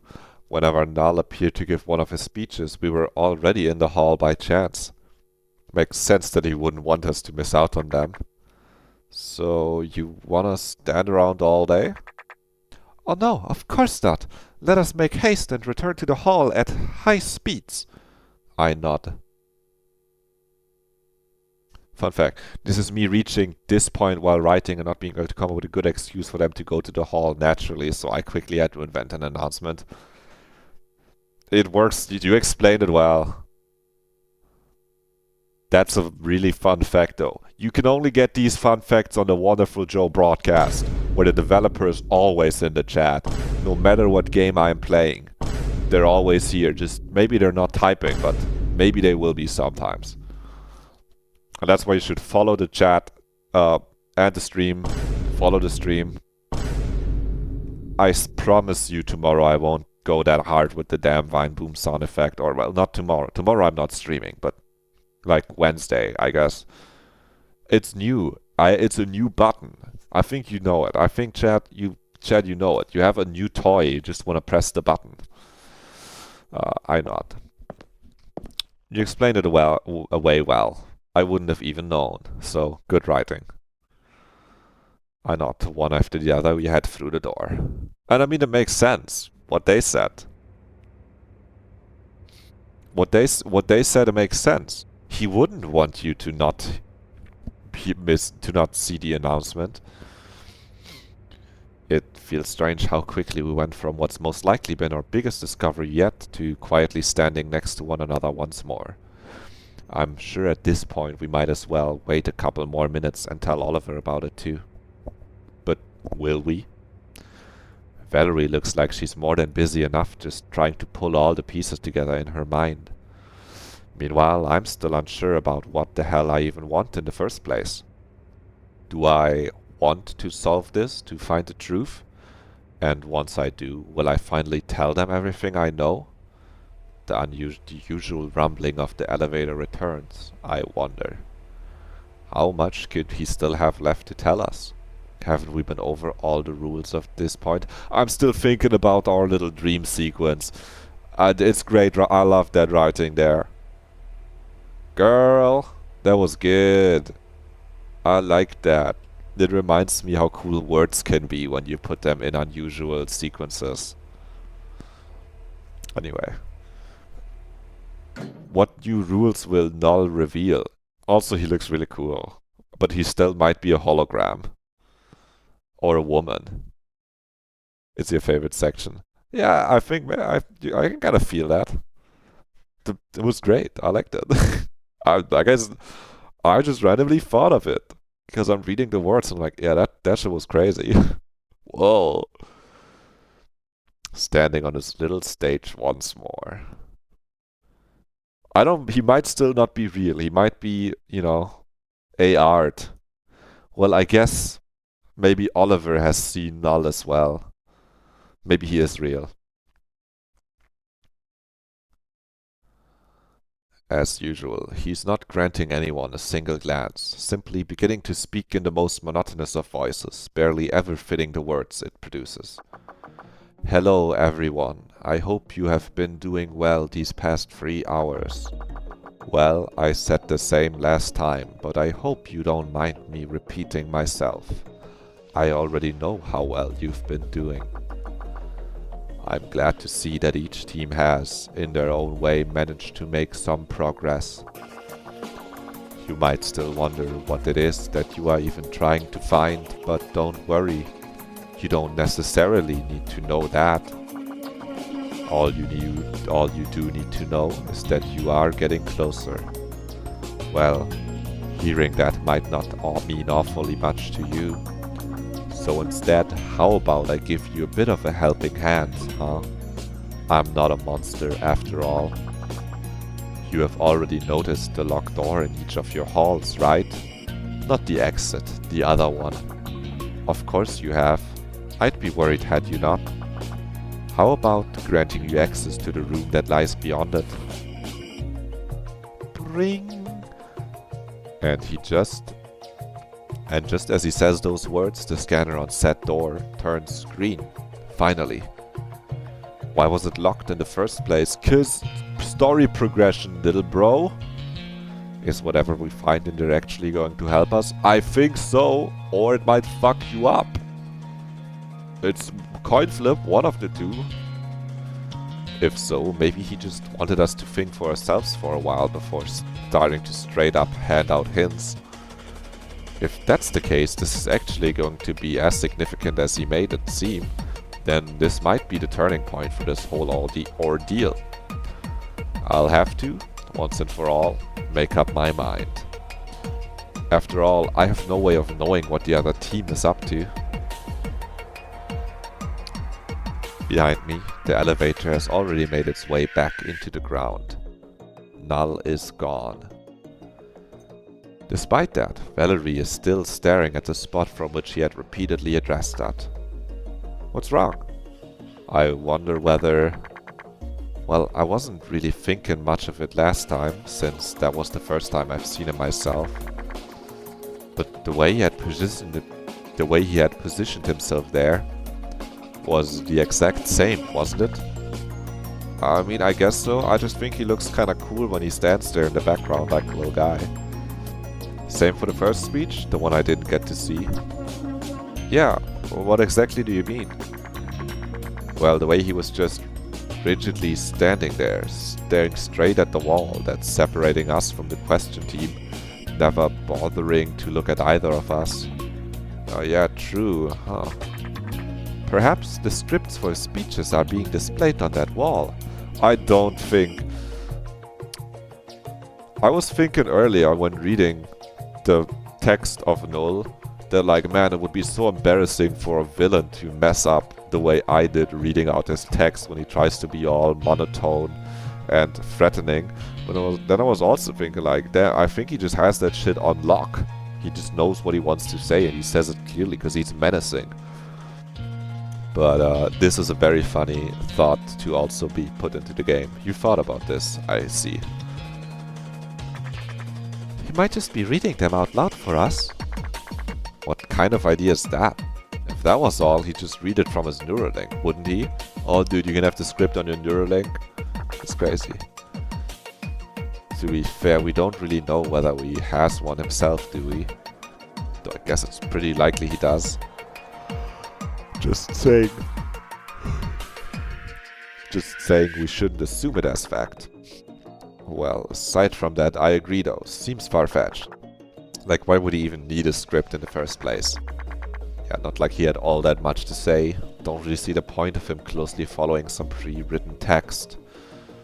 Simply not. Honestly, the entire concept of him showing up for these speeches is kind of weird in and of himself. Then again, there might not be any deeper reason to it at all. Overthinking it may be just a waste of time. I will say, I think these kids are so worried. After all, is this not some kind of truth game? Anamnesia? Suicide Squad? Wait, I think what it related to Mystery Story where... Oh, I hear you. Yeah. No, thank you. No, I got it. I connected the dots.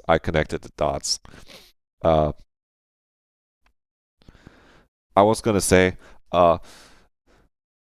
these kids are always so worried about wasting time, but I feel like so far, like, it's not like we have to solve puzzles in like a limited time frame that much. I feel like so far just kind of exist, like, you know, I mean, of course they're gonna, but there's still some food maybe, and yeah, I mean, Oliver's gonna maybe have a hard time sleeping if he has to move between the places. But, you know, so far, I guess the time limit is the other team solving it before us. That's what we're assuming. Okay, no, I hear him. We just don't see the other team, so it's easy to forget. Part of me is just thinking like, oh, what? Oh no, we don't want to waste our time. And I'm like, guy, it's fine. There's no Sudoku to be solved. This is not the part in Undertale where Sans asks you to pick between a junior jumble or a crossbones puzzle, and you have to solve it or walk right past it. Did I play Zero Escape after all? No, I didn't. Did I just explain a Zero Escape plot point? I don't know. There you go. Subconscious correctly hitting spots. I don't know. I did not play Zero Escape, but I would. Do they have time? I would assume they have time pressure in Zero Escape. Do they have to solve Sudokus in Zero Escape? Oh my god, that's fucking cool. That's really funny. Solving a Sudoku on a time limit is the ending of the first Zero Escape. No, that was just an accidental gamer reference, I guess.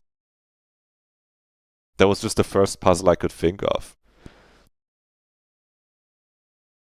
Anyway, they should have this in this game. Just don't spoil me if you do. You say it's a reference. Before we know it, the large metal door slides open. Before we know it, the large metal door slides open and Oliver appears before us.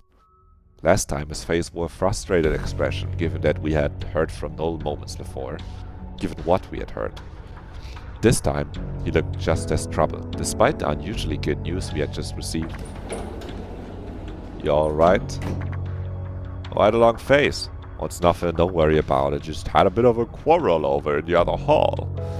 His face instantly lightens up, but he's clearly still bothered by whatever went down beyond that door. Is that so? That is quite troubling to hear. Well, it was to be expected. After all, Nathan turned out to be our enemy in a way. And yeah, now that he knows, it makes sense for them to no longer trust each other or work together. Yeah, that's right. He nods in agreement. Oh, I could go for a shawarma. Like a doner or kebab or something right now.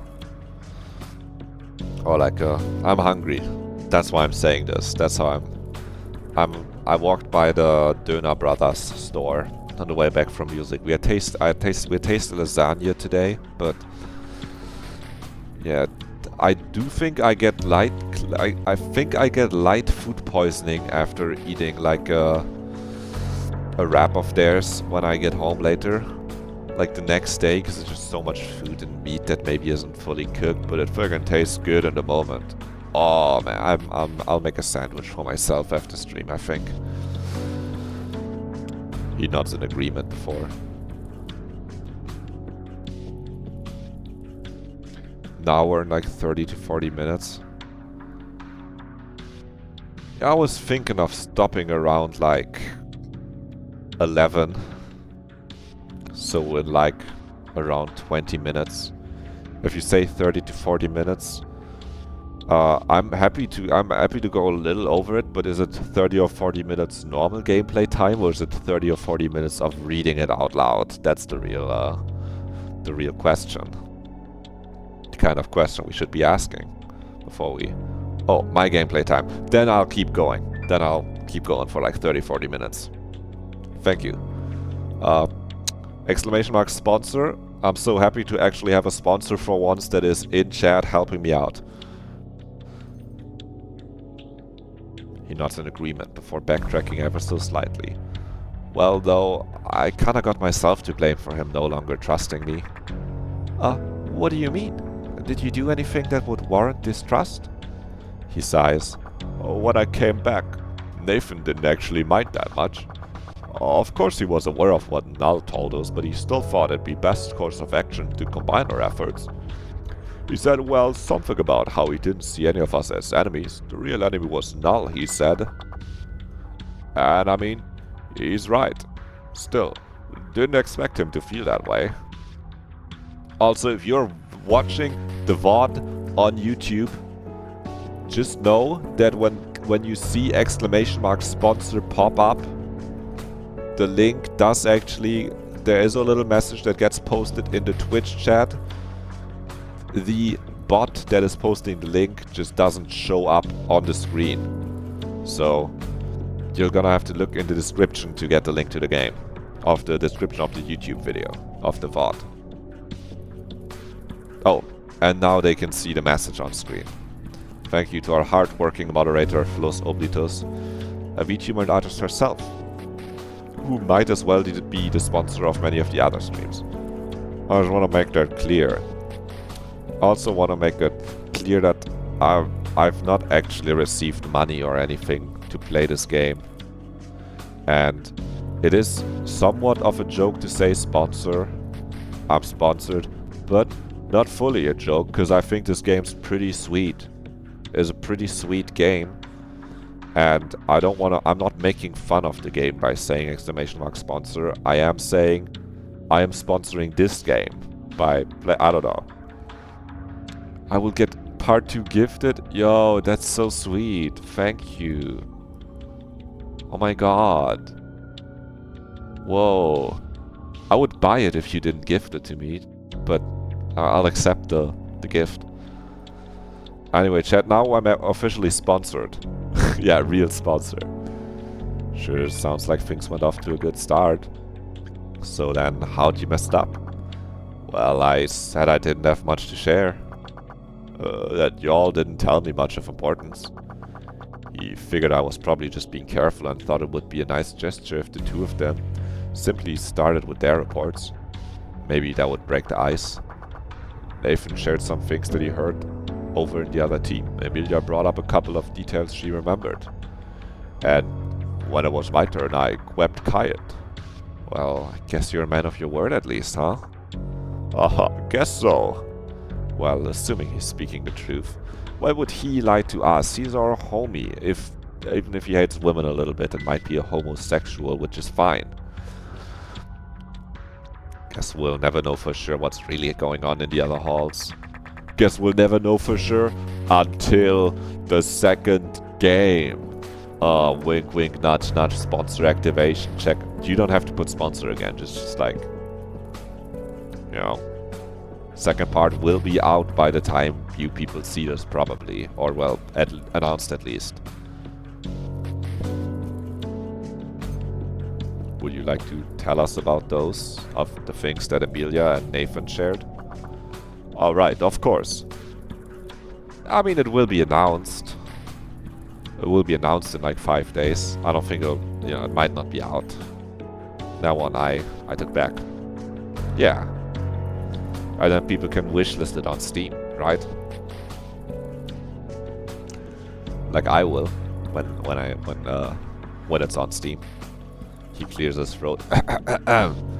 Amelia went first. She mentioned a couple of things she remembered about her family, what happened to her mother, how she's living at her father's. Pretty much lined up with what we already know. Nothing really stood out. He glances over at Valerie. Didn't mention that, of course, don't worry. Yeah, go on. Then it was Nathan's turn. He told us that, surprise, Sophie recognized the name Adrian, that she brought up being friends with him and that he was the one to come along to visit the Neuralink Center.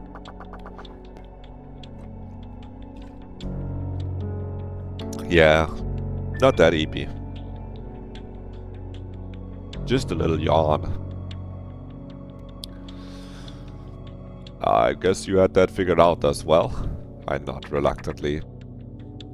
Yes, that's part of what we discussed earlier. Perfect, because I told him that I already knew that. I know, I said I'd keep quiet, but come on, they already figured it out anyway. Yeah, you're right, it's fine. I would have done the same. In fact, that's pretty much exactly what I decided to finally reveal it in the first place. And it was to our advantage, too. He agreed that it wasn't much of a sign of trust from his side, telling me something I have obviously already known. He didn't need to be aware that it wasn't quite as obvious with how difficult it was to deal with a bunch of you. Damn, you got a deep voice, bro. Towards truth, thank you.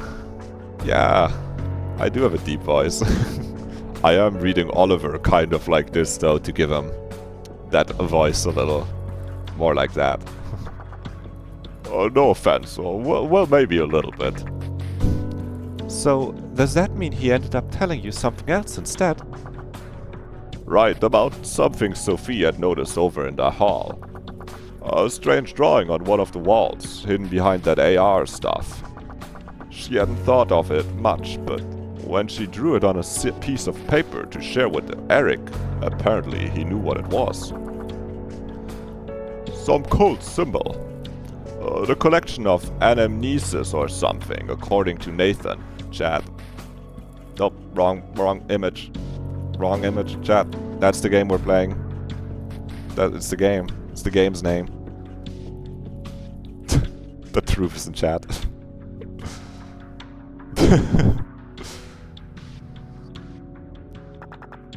The collective, not collection. Obviously. But I guess I can't judge him too harshly.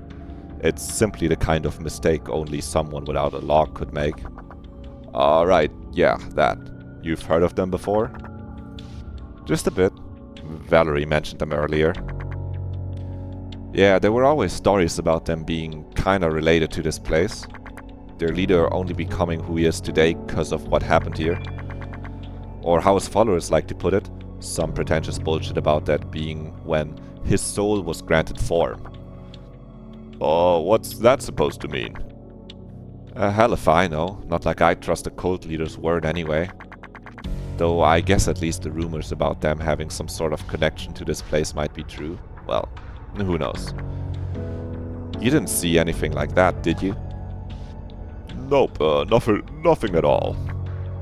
Figures. Do you think they're the only...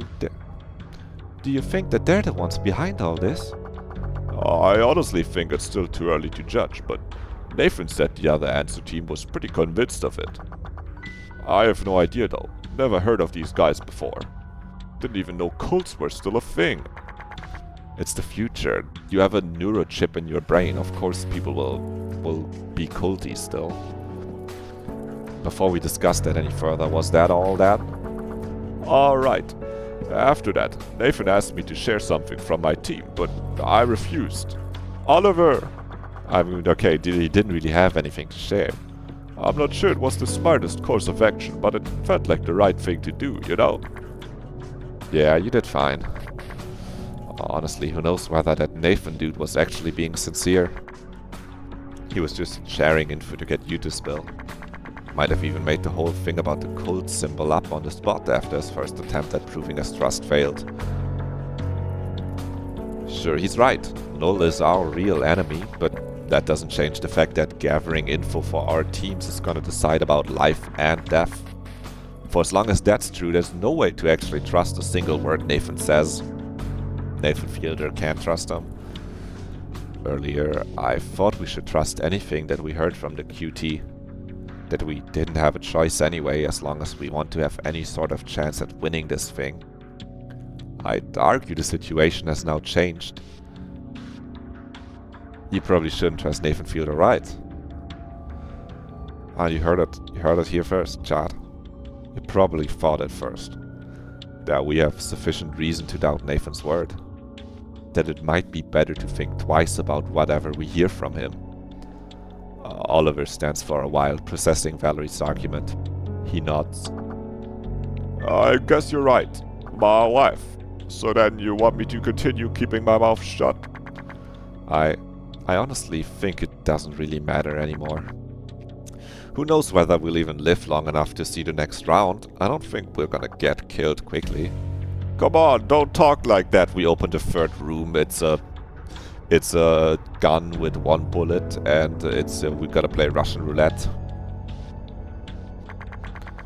You know it's true. We've barely managed to make any progress this entire time. But who knows how the other team has been doing? That happens in Zero Escape. Hey, aren't there like a lot of Zero Escape games though? Like at least 2. I'm sure a lot of things happen in Zero Escape. 3, there you go. I guess that's not that many. I'm glad I didn't say 5 or anything.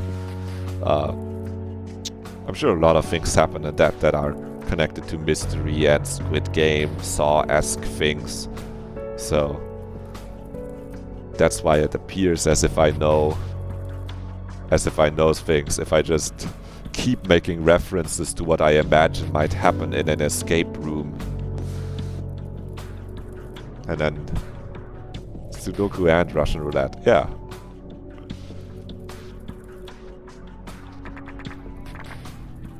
I'm not done talking. Yeah, Valerie isn't done talking. Yet she hesitates. It's not like she ever worried about Nathan getting some sort of hint out of her story. That was why she kept quiet about it to begin with. I'm not saying that I'm giving up. I'm just saying that this game suddenly ending without any kind of warning is getting more and more realistic the longer we wait. And so, this might be the last chance to tell her. I think whether we still get out of here or not, I want her to remember. No, I think I want her to know the whole truth. The truth? A word that carries a lot of weight in our situation. The truth is also in chat, let's go. What a coinky dink. That's coincidence, said in a funny way. And so must Valerie's decision to finally reveal the secrets she's kept to herself all this time. My words are getting tied up, chat. Good thing we're like 30 minutes away from our government developer mandated break until like Wednesday or something or other. Yeah, I told these two while you were out. Guess I don't have a Hey, but to go over. I interrupt her mid-sentence. One of the scariest feats imaginable. He's true, he's real. At least from where I stand. It's okay. Sorry, but, like, what about that door over there? We all turn around, our eyes fixed on the previously read scanners. Alright, that's what Null was talking about just a moment ago, right? I mean, I didn't want to interrupt you or anything, but I just thought maybe we should see what's behind that first and then discuss anything else, you know? Yeah, it's fine, you're right. We still got time. I can hold off on repeating my backstory a third time, at least for a bit. If anything, she's probably relieved. Though she might also just be used to it at this point. Who knows? Can't relate. That is true. That is true. We should probably see what that door has in store for us before deciding how to proceed. Yeah. We collectively move closer and closer towards the door, and then stand still, waiting for someone to make the first move. Oh, who's gonna make the first move, Chad? We've been waiting for this, yet, now that we're finally able to open it, we feel hesitant. Or at least I do. I'm reluctant, nervous, anxious. I am feeling things that I can't quite put into words. Will this door answer any of our lingering questions? Will it give us even more? Valerie takes another step forward, reaching out towards the scanner. I'll just press it down, alright? I nod before noticing that she can't see me, standing behind her back. Of course, whenever you're ready. Her hand meets with the green surface. Without further delay, the door slides open like the rest. Behind it, Heinz. Alrighty then, chat room. I hope everyone enjoyed today's stream. No, I'm messing with you, chat. I can't even keep it up for that long. I hope you weren't too scared. Well, let's see what hides behind it. Oh shit, we were put into cryo sleep. We were put into cryo sleep. It wasn't fake. We were put into cryo sleep for like 100 years. And we are in 2236. I don't know why his shirt is from the future, where he got cryo sleeped too, but one that does not seem to hide its true colors behind augmented reality. One that, despite that, seems the least real out of them all. Oh, that's the number. That's so true. I know that one too. I still have to play it. Oh. Now that one connects. That one connects. That one connects. That's why the number is there. That makes sense. Okay. What? No, I understood, Adrian. You don't have to say what. Oh, I forget that you can't check his thoughts in the log. You really gotta pay attention. The hell is all this? Yeah. Sure looks scary. And why is that? Because the log is the in-universe log of what people are saying. Crazy concept. Incredible. Sure looks scary. Is anyone in these? He leans over one of the metal coffins, glancing through the small window in it. Nope, just water. Well, there better not be. Would have been scary to find anyone hiding in here. Despite that, he continues to check the remaining boxes, simply nodding his head. That's true. That's true. But I could take screenshots and remember even better. It's like I have an advanced technique for finding these, for remembering these moments. No, I just got that update to my Neuralink. I just got my Neuralink updated. I think you're still on old hardware.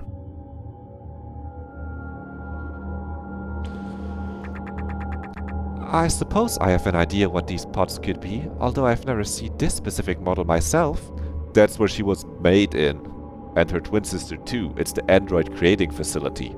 Pod? Model? Oh, well, yes, it makes sense after all. From what we've deduced so far, this place seems to be rather old. Pog? Well, in other words, these must be some of the first prototypes of the machine I have in mind. Yeah, sure, I got that, but like, what is the model of? What are they? Well, I'm not quite sure yet, but these might be what I've been told about. These might have been what I have told you about earlier. Earlier? You mean... Oh, when we talked about whether it would be possible to make someone's memories disappear via accessing the Neuralink data, I said it wasn't, not without specific equipment. So these are what you meant? They might be. As I said, I can't be sure for sure. It would make sense though. There are 3 of these pods here. The other teams probably have the same room. So it should add up nicely. 1 pod per person. We've all been inside one of these. Oh, well, what good would putting me in one of those do, eh? Clearly didn't get rid of any of my memories. I'm sure Noel was aware that I don't have a Neuralink, wasn't he? In the meantime, Evelyn has started up the terminal next to the set of pods, investigating its surface and clicking her way through a couple of menus for a while. She nods, but In an anime, for sure, it would have been a cliffhanger when they open the door and say, inside it you find. And I think it's really interesting to think about that. What does it do for a story to be told in completion and having knowledge that when you put that thing in there in your story, you have the knowledge that the people will simply open the door?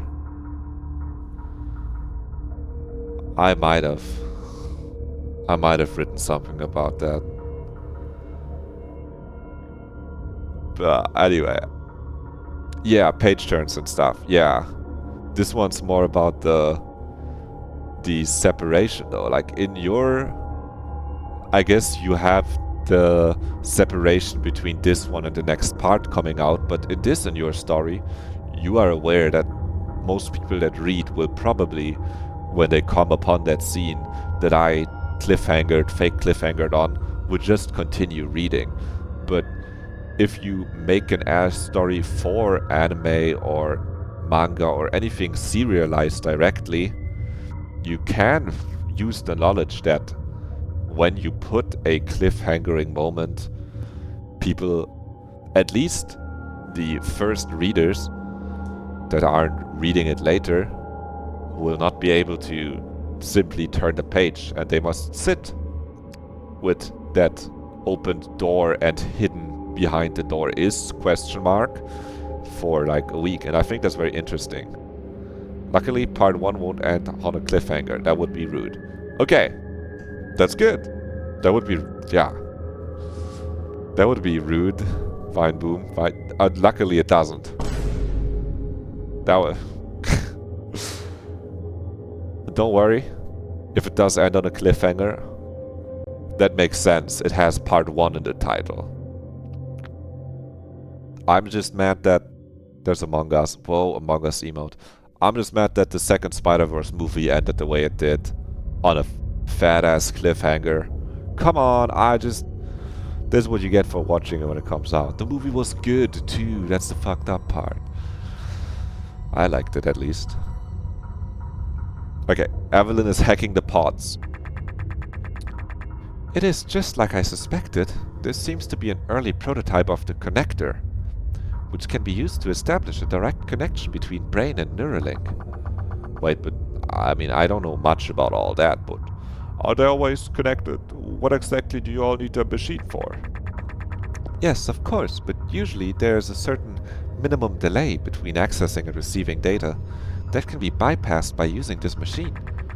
Well, the exact theory behind it is much more complicated, of course, so let's put it this way. By resting inside one of these pods, data can be transmitted directly to the user's brain. Through this, they can, for example, review parts of their log in a fashion that is much more akin to remembering those events than simply reading through them. This process is called direct transfer.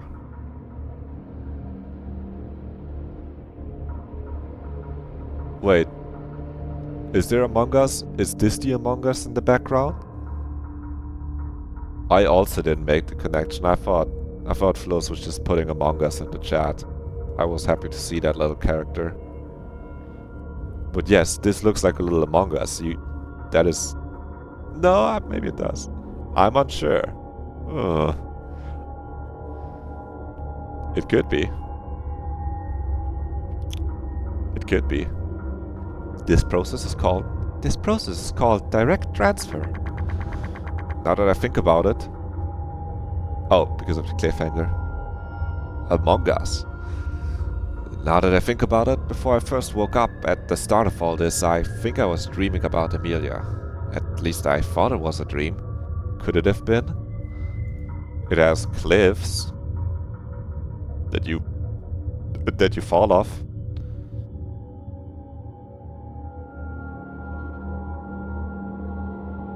No, it's okay. It's fine. You're okay. Talk whenever you feel like talking or pointing something out. It's okay. Something clicks. It was the same for me, of course. That wasn't a coincidence. I almost felt like some kind of premonition. Oh, sweet premonition. Bum bum bum ba da ba dum. Of what's to come. But in the end, it was just null, priming our brains. Didn't any of you experience something like that? Oh well, obviously I didn't, ahaha. Me neither, I'm sorry to say. I just love doing that little British girl accent. I'm sorry. It might be the accent might come from the girl outside of the bookstore in Disco Elysium. That might be kind of precisely what I'm trying to hit. That combined with just a sentence of British child asking their parents for £1 to buy a piece of pretzel. Yeah. My brain is a treasure trove of things. Are they all valuable? I don't know, but... Mother, could you spare pence so I might walk down to the store and buy a pretzel? Yeah. I hesitantly shake my head. Okay, I'm gonna log in. We didn't, like... I don't think so, though it makes sense, right? Noel wanted to make sure that you remembered Emilia before this even started. To make sure that things go smoothly, I guess. Yes, that would explain it. There must not have been any relevant data to show us. Valerie looks in my general direction. Yeah, sure, I guess. And rolls her eyes. Anyway, the same thing has been used to make us forget about how we ended up here, right?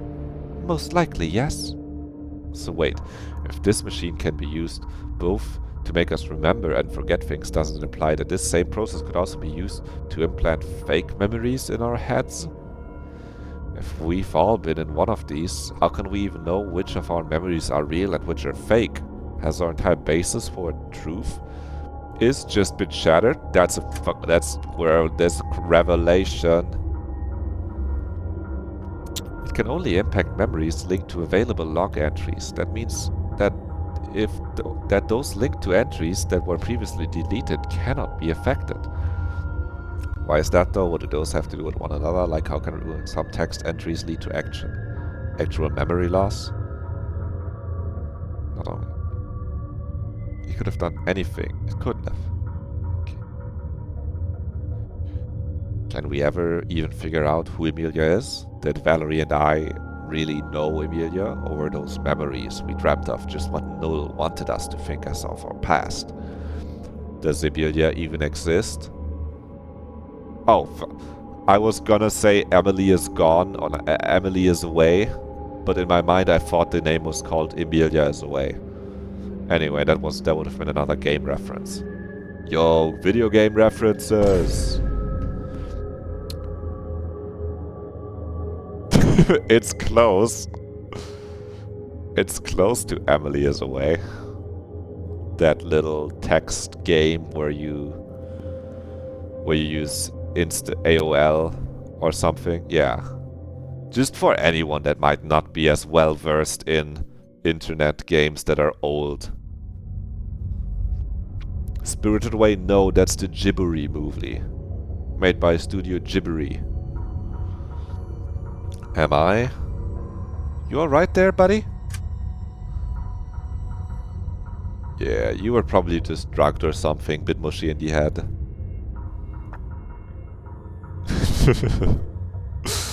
Huh?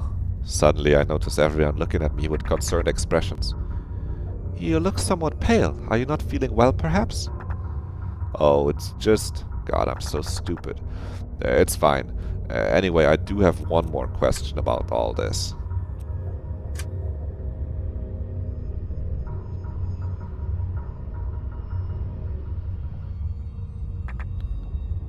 What is it? Could this machine also be used to implant fake memories into whoever is inside of one of these pods? Oh goodness, no, nothing like that. Within seconds, all my worries have been dispelled. Why are we trusting her? At least not directly. Oh no, there you go. Okay, she's real and they're back. Wait, what about indirectly then? Evelyn sighs, realizing that she shouldn't have brought it up and that she will now be stuck with the exposition dump duty for a little while longer. The two procedures of which I suspect to be relevant to our situation are the neurological override and the direct transfer. Neurological override to remove memories, direct transfer to recall them. In both cases, however, the memories in question need to already be part of the user's log data. For the neurological override, a specific time frame is submitted for removal. Larger time frames can lead to complications with the subject's psyche, however, so it's usually limited to a couple of days at most. Wait, what the heck is something like that even used or in the first place?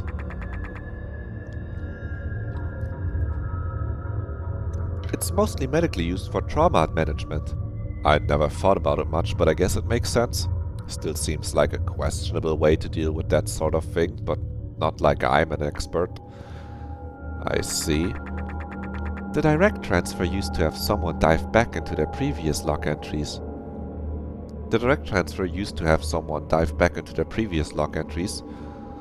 To have someone, not used to have. Not used to have as in past tense.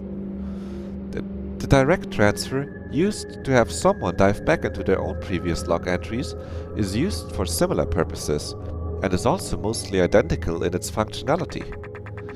A time frame is submitted and the related files are transmitted to the subject's brain. In this case, there are no issues with entering a time frame of long duration, however. Depending on the amount of available data, the user will subconsciously select the most relevant memories. Oh, it's like to the moon! For a more specific transfer, additional keywords can also be entered. In your case, Valerie, it is likely that Null focused on memories related to Emilia. Yeah, makes sense. So as you can see, both of these procedures operate only with previously recorded sets of data. Okay, where's the third one? There's no way, for example, to submit fake entries for direct transfer. This is because every entry is automatically encoded in a way that only allows the original user to read it. So it's the other way around as well, right? Each Neuralink can only access memory data that was generated by it in the first place, or something? That's the gist of it, yes. So really, you don't need to worry, Adrian. Your memories haven't been tampered with, apart from the day of our abduction being overwritten. Well, who knows? Still means Null could have deleted some earlier entries as well, for whatever reason. I simply smile and nod along, although she still hasn't come around to the actual question. So what about indirectly manipulating our memories, or whatever you meant by that? Yes, of course. While the two procedures I just described are the most common uses for the connector, there are others as well. One of those is called abstract transfer. As the name suggests, it is used to transfer abstract ideas, feelings and thoughts. They aren't fully fledged memories by themselves, but connect to already existing ones instead. The transfer data is, in this case, similar in structure to what Valerie has mentioned earlier about how nanologs used to store emotional data on top of the conversation logs. So that data doesn't have to stem from the person it's being transferred to, right? Correct. However, as I have explained, it cannot be used to insert false memories, only to alter feelings connected to them. See. So that means Emilia is real, that's a breakthrough. That's cool. Probably. Either way, I'm beginning to grasp what these pods are for. Do I understand how they work? Fuck no. What the hell do any of these words mean? But I feel like I have a pretty good understanding of what they can be used for, and really, that's probably much more relevant anyway.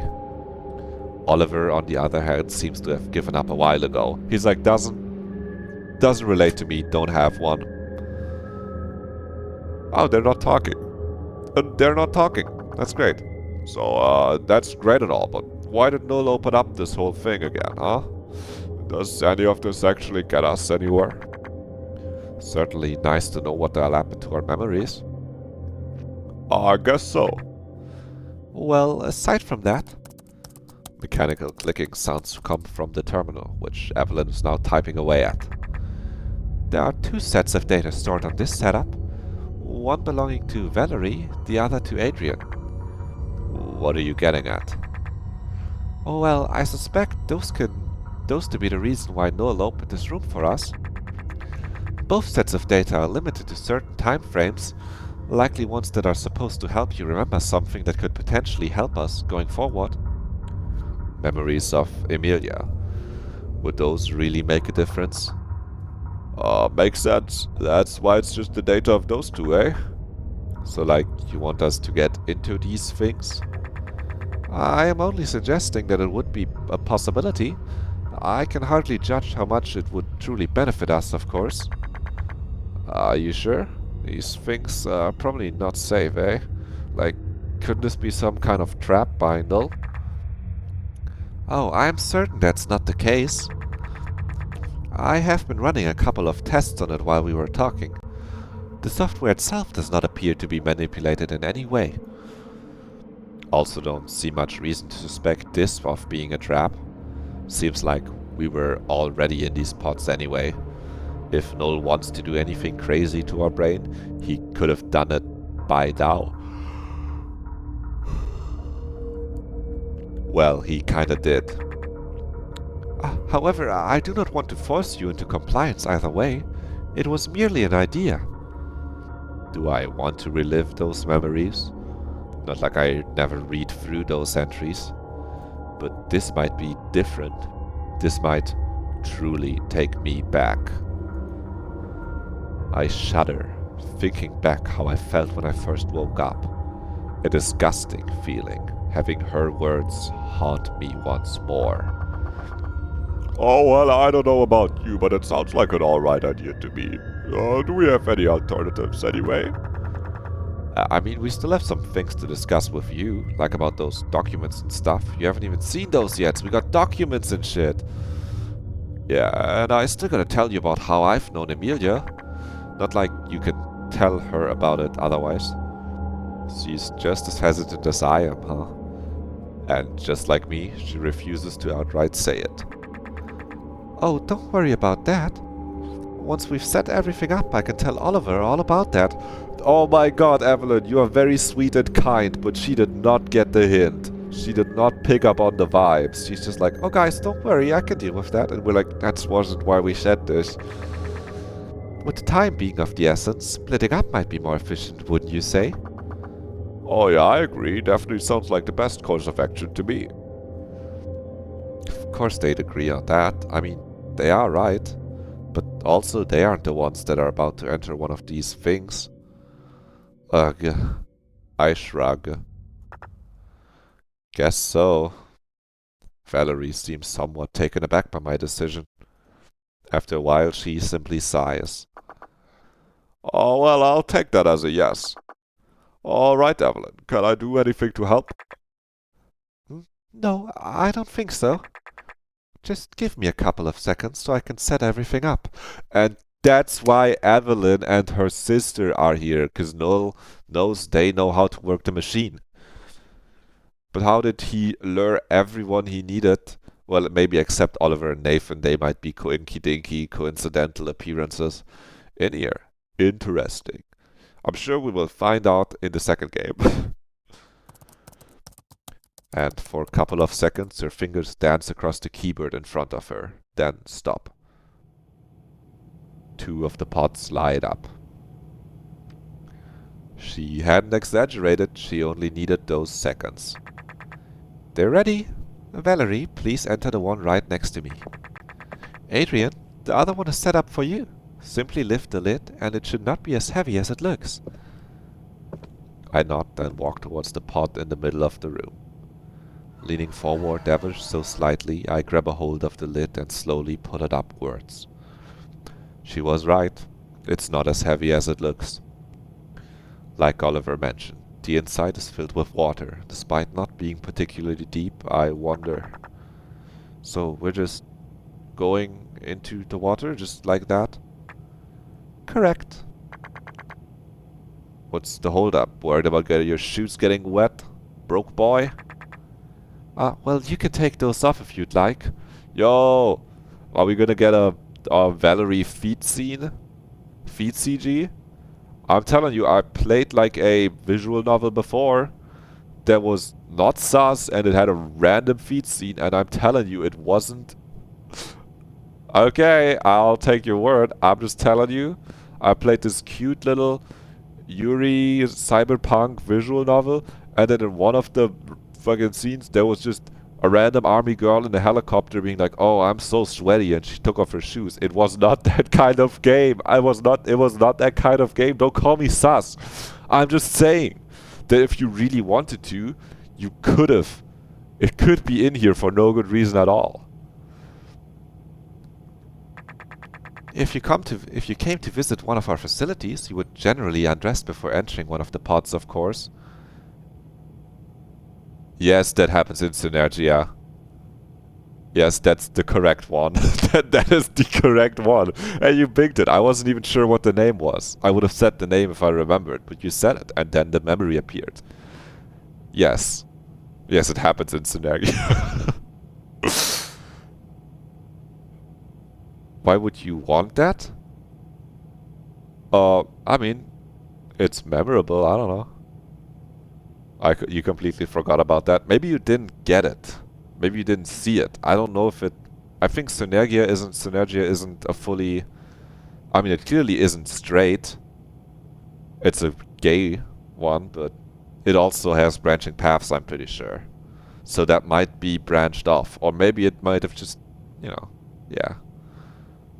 Yeah, so maybe it didn't happen on that ending.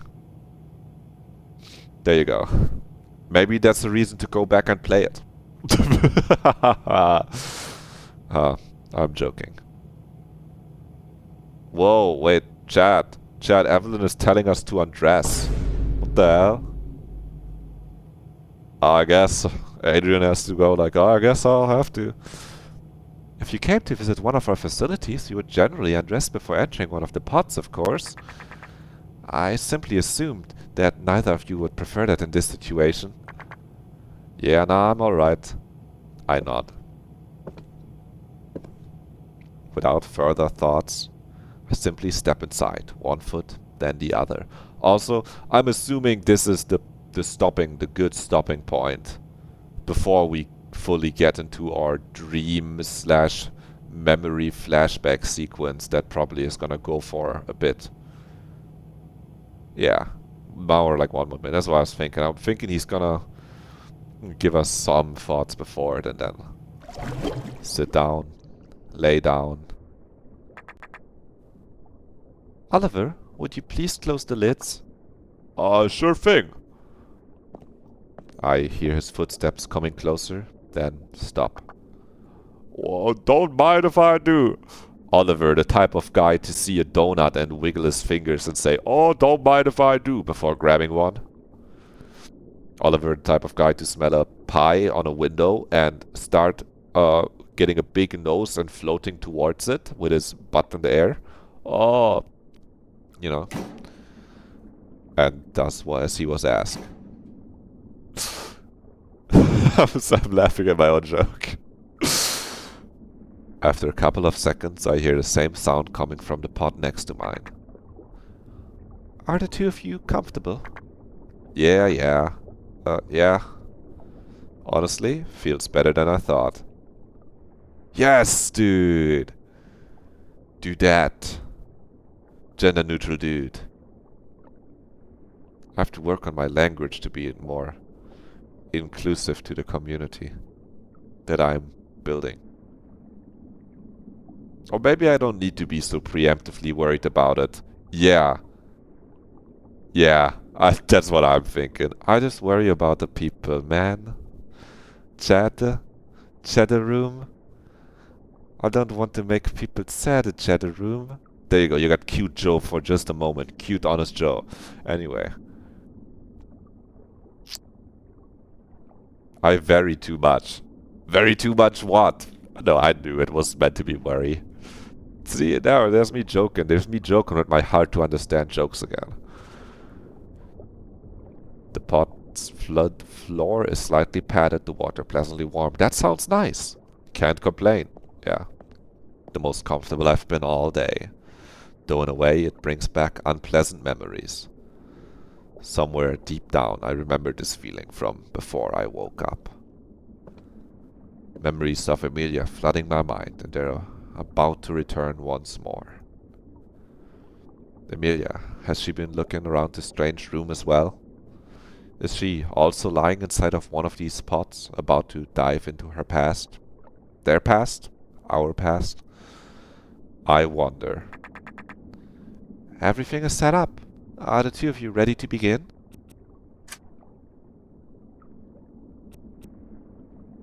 Am I? Am I, chat? Sure.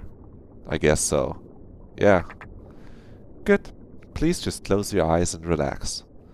One step ahead of you. After a while, you will slowly drift off to sleep.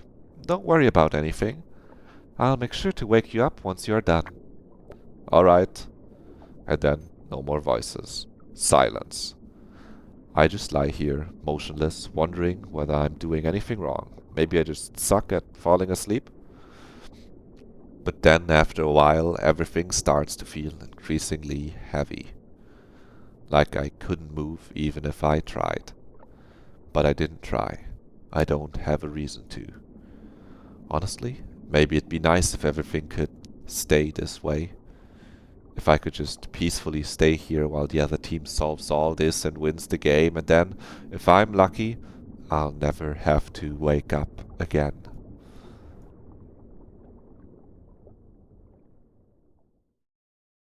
Nope, nope, nope, nope, nope. We're not doing that. Not right now. I just saved I saved a little bit more ago. So I have a little bit of text before it throws me immediately into the flashback sequence tomorrow. What if they... Look. They start giving me one line of dialogue. Look, your first line of dialogue is gonna be like... So here I am on the bed sitting next to Emilia and her shoes are off. And I'm like, what the fuck? He said this wasn't a feed game. What? And I'm like, what the... Oh, the flashback's only like 2 hours. That would kind of mean that I could even... There might be stopping points in the flashbacks, but yeah. I'm assuming something like there's a meaty flashback coming in with an immediate pull you in. Well, the pull you in is the existence of the flashback, but like, I don't know what your crazy first line is gonna be. And I don't want to know. What if they show an image? The screen fades to black and then we fade into a new location. And I'll immediately be like, what the hell is this? Oh my god. Wait. They got a... This is where Dev plays guitar? Maybe there's an on. Maybe it's all a black background? I don't think so. I'm sure it won't be a 2-hour white text on black back... Actually, I hope it's 2 hours of... I hope it's 2 hours of white text on black background. Of just words, not even... It's just when he remembers something, not his thinking. It's just a text, it just opens a page, it opens a book. Kojima should do that next time instead of having a like 2-hour cutscene. He should just have to hand the people a book and make it unskippable. You have to read it out loud into the PlayStation 5 microphone. Yoko Taro does that in Nier. I guess that's why he's the GOAT. I haven't played Nier yet. Nier Automation and the other ones, I'll be honest. That's a feed game though, right? They got... Surely 2B takes her shoes off in... I'm sorry, chat. I shouldn't be doing jokes like this. I shouldn't be doing... Fuck. No, chat, it's a joke. Chat! The chat fucking... The game brought it up and it's like a funny joke. No, it's a joke. Chat, it's a joke. Chat, I'm joking. But like, it's a... Look, the joke, the connection is that Nier Automata might not be a feed game, but it's definitely a hold the button to self-destruct and then 2B is walking around without her skirt kind of game. So I wouldn't put it past him is all I'm saying. Sue me. sue me for thinking that what you didn't know? Look, Floss is a sweet summer child. Yeah, I mean, don't I mean me? It is the game where 2B you and where you know, where you do that. Drakengard 3 by Yoko Taro is the horniest game you've ever played. Yeah, and I think Nier is very successful because 2B is very attractive. And also there's the funny self-destruct Easter egg. That one features a lot of fetish jokes, that's crazy. The soundtrack of that one is so good though, says Floss. That's pretty funny. She's like, she's been listening to the soundtrack and now finds out it's a war type game where actually the Drakengard picks up his little horse and eats it. The penis jokes are great as well. Okay. Okay, so you telling me okay, so you tell me it has penis jokes, but me saying, oh, is to be a feet type is Nier Automata a feet type game is too much. That would be crazy, but like no, Drakengard, I'm joking by the way. I'm not mad. I'm not mad, I'm not upset. I'm just pretending to be riled up. There are no feet jokes. I don't know that, I didn't play it. I'm just saying it wouldn't be so crazy to assume there might be. That's all I'm saying, as someone who hasn't played it. Actually, the girl with the flower eye is really horny though. And that's the character that Floss just said she just liked, the girl with the flower eye. Oh no! Oh my god, the story is about her killing her sisters and collecting their men to build her harem, and 90% of their dialogue is about their sex. She looks so pretty though. Pretty women can be horny. It just rarely happens in a game, I guess.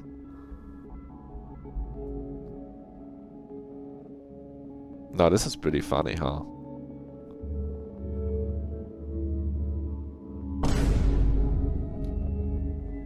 You should play it all caps. I think he's talking to you, Floss. She. Fuck, I'm messing shit up. I'm just assuming everyone is a man. Oh. There. Could you should change the Twitch name to Tomaten Toasterette? It's fucking with my brain seeing a... Love you too. Just... It's Die Tomaten Toasterette. Yeah. That... You know? I see the male pronoun on the... There's quite... I guess der ist kein Pronoun. Der ist ein... Was ist das Wort dafür? Das deutsche Wort für der Bezeichner. Artikel! Smart people in chat. Thank you. Okay. Great. Play it for us, Joe. Oh, you want me... You can play Drakengard 3 yourself. Smart toaster. There's many games to play. I'll keep playing video games. And surely my backlog will not grow faster than it shrinks. Yeah, I was thinking you meant Floss. I was thinking you meant Floss. Because she knows the game already. You like the characters and the music? Can you stream that?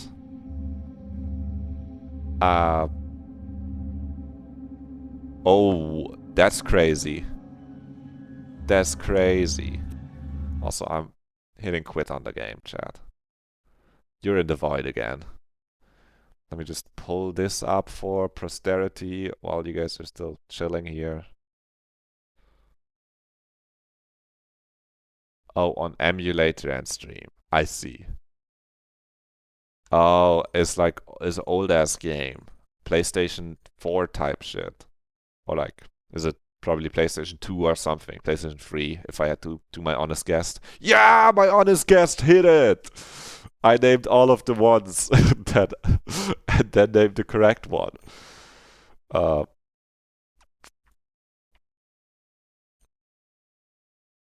I can stream Wii games. I have a Wii emulator, don't tell Nintendo. I have that all set up. It's really funny because I homebrewed my Wii, but then my end conclusion is that it doesn't look that great on our fucked up big TV. And if I want to stream a Wii game, I will definitely now just use the emulator that I had to set up to download, to convert my discs into digital data. I did convert some of my discs into digital data. Oh my god. Their uncles are fighting. The uncles are fighting. Here. We have some. You guys are making your deductions. Stream is over for today. I will not stream tomorrow, chat. I got work and we're gonna do some gaming in the evening when I'm back, but on the couch, not on stream. Or maybe we'll watch a movie or something. Yeah, you're welcome. I just get to play a video game and read it out and have my friends in chat laugh at it and comment on my thoughts. You're gonna come over.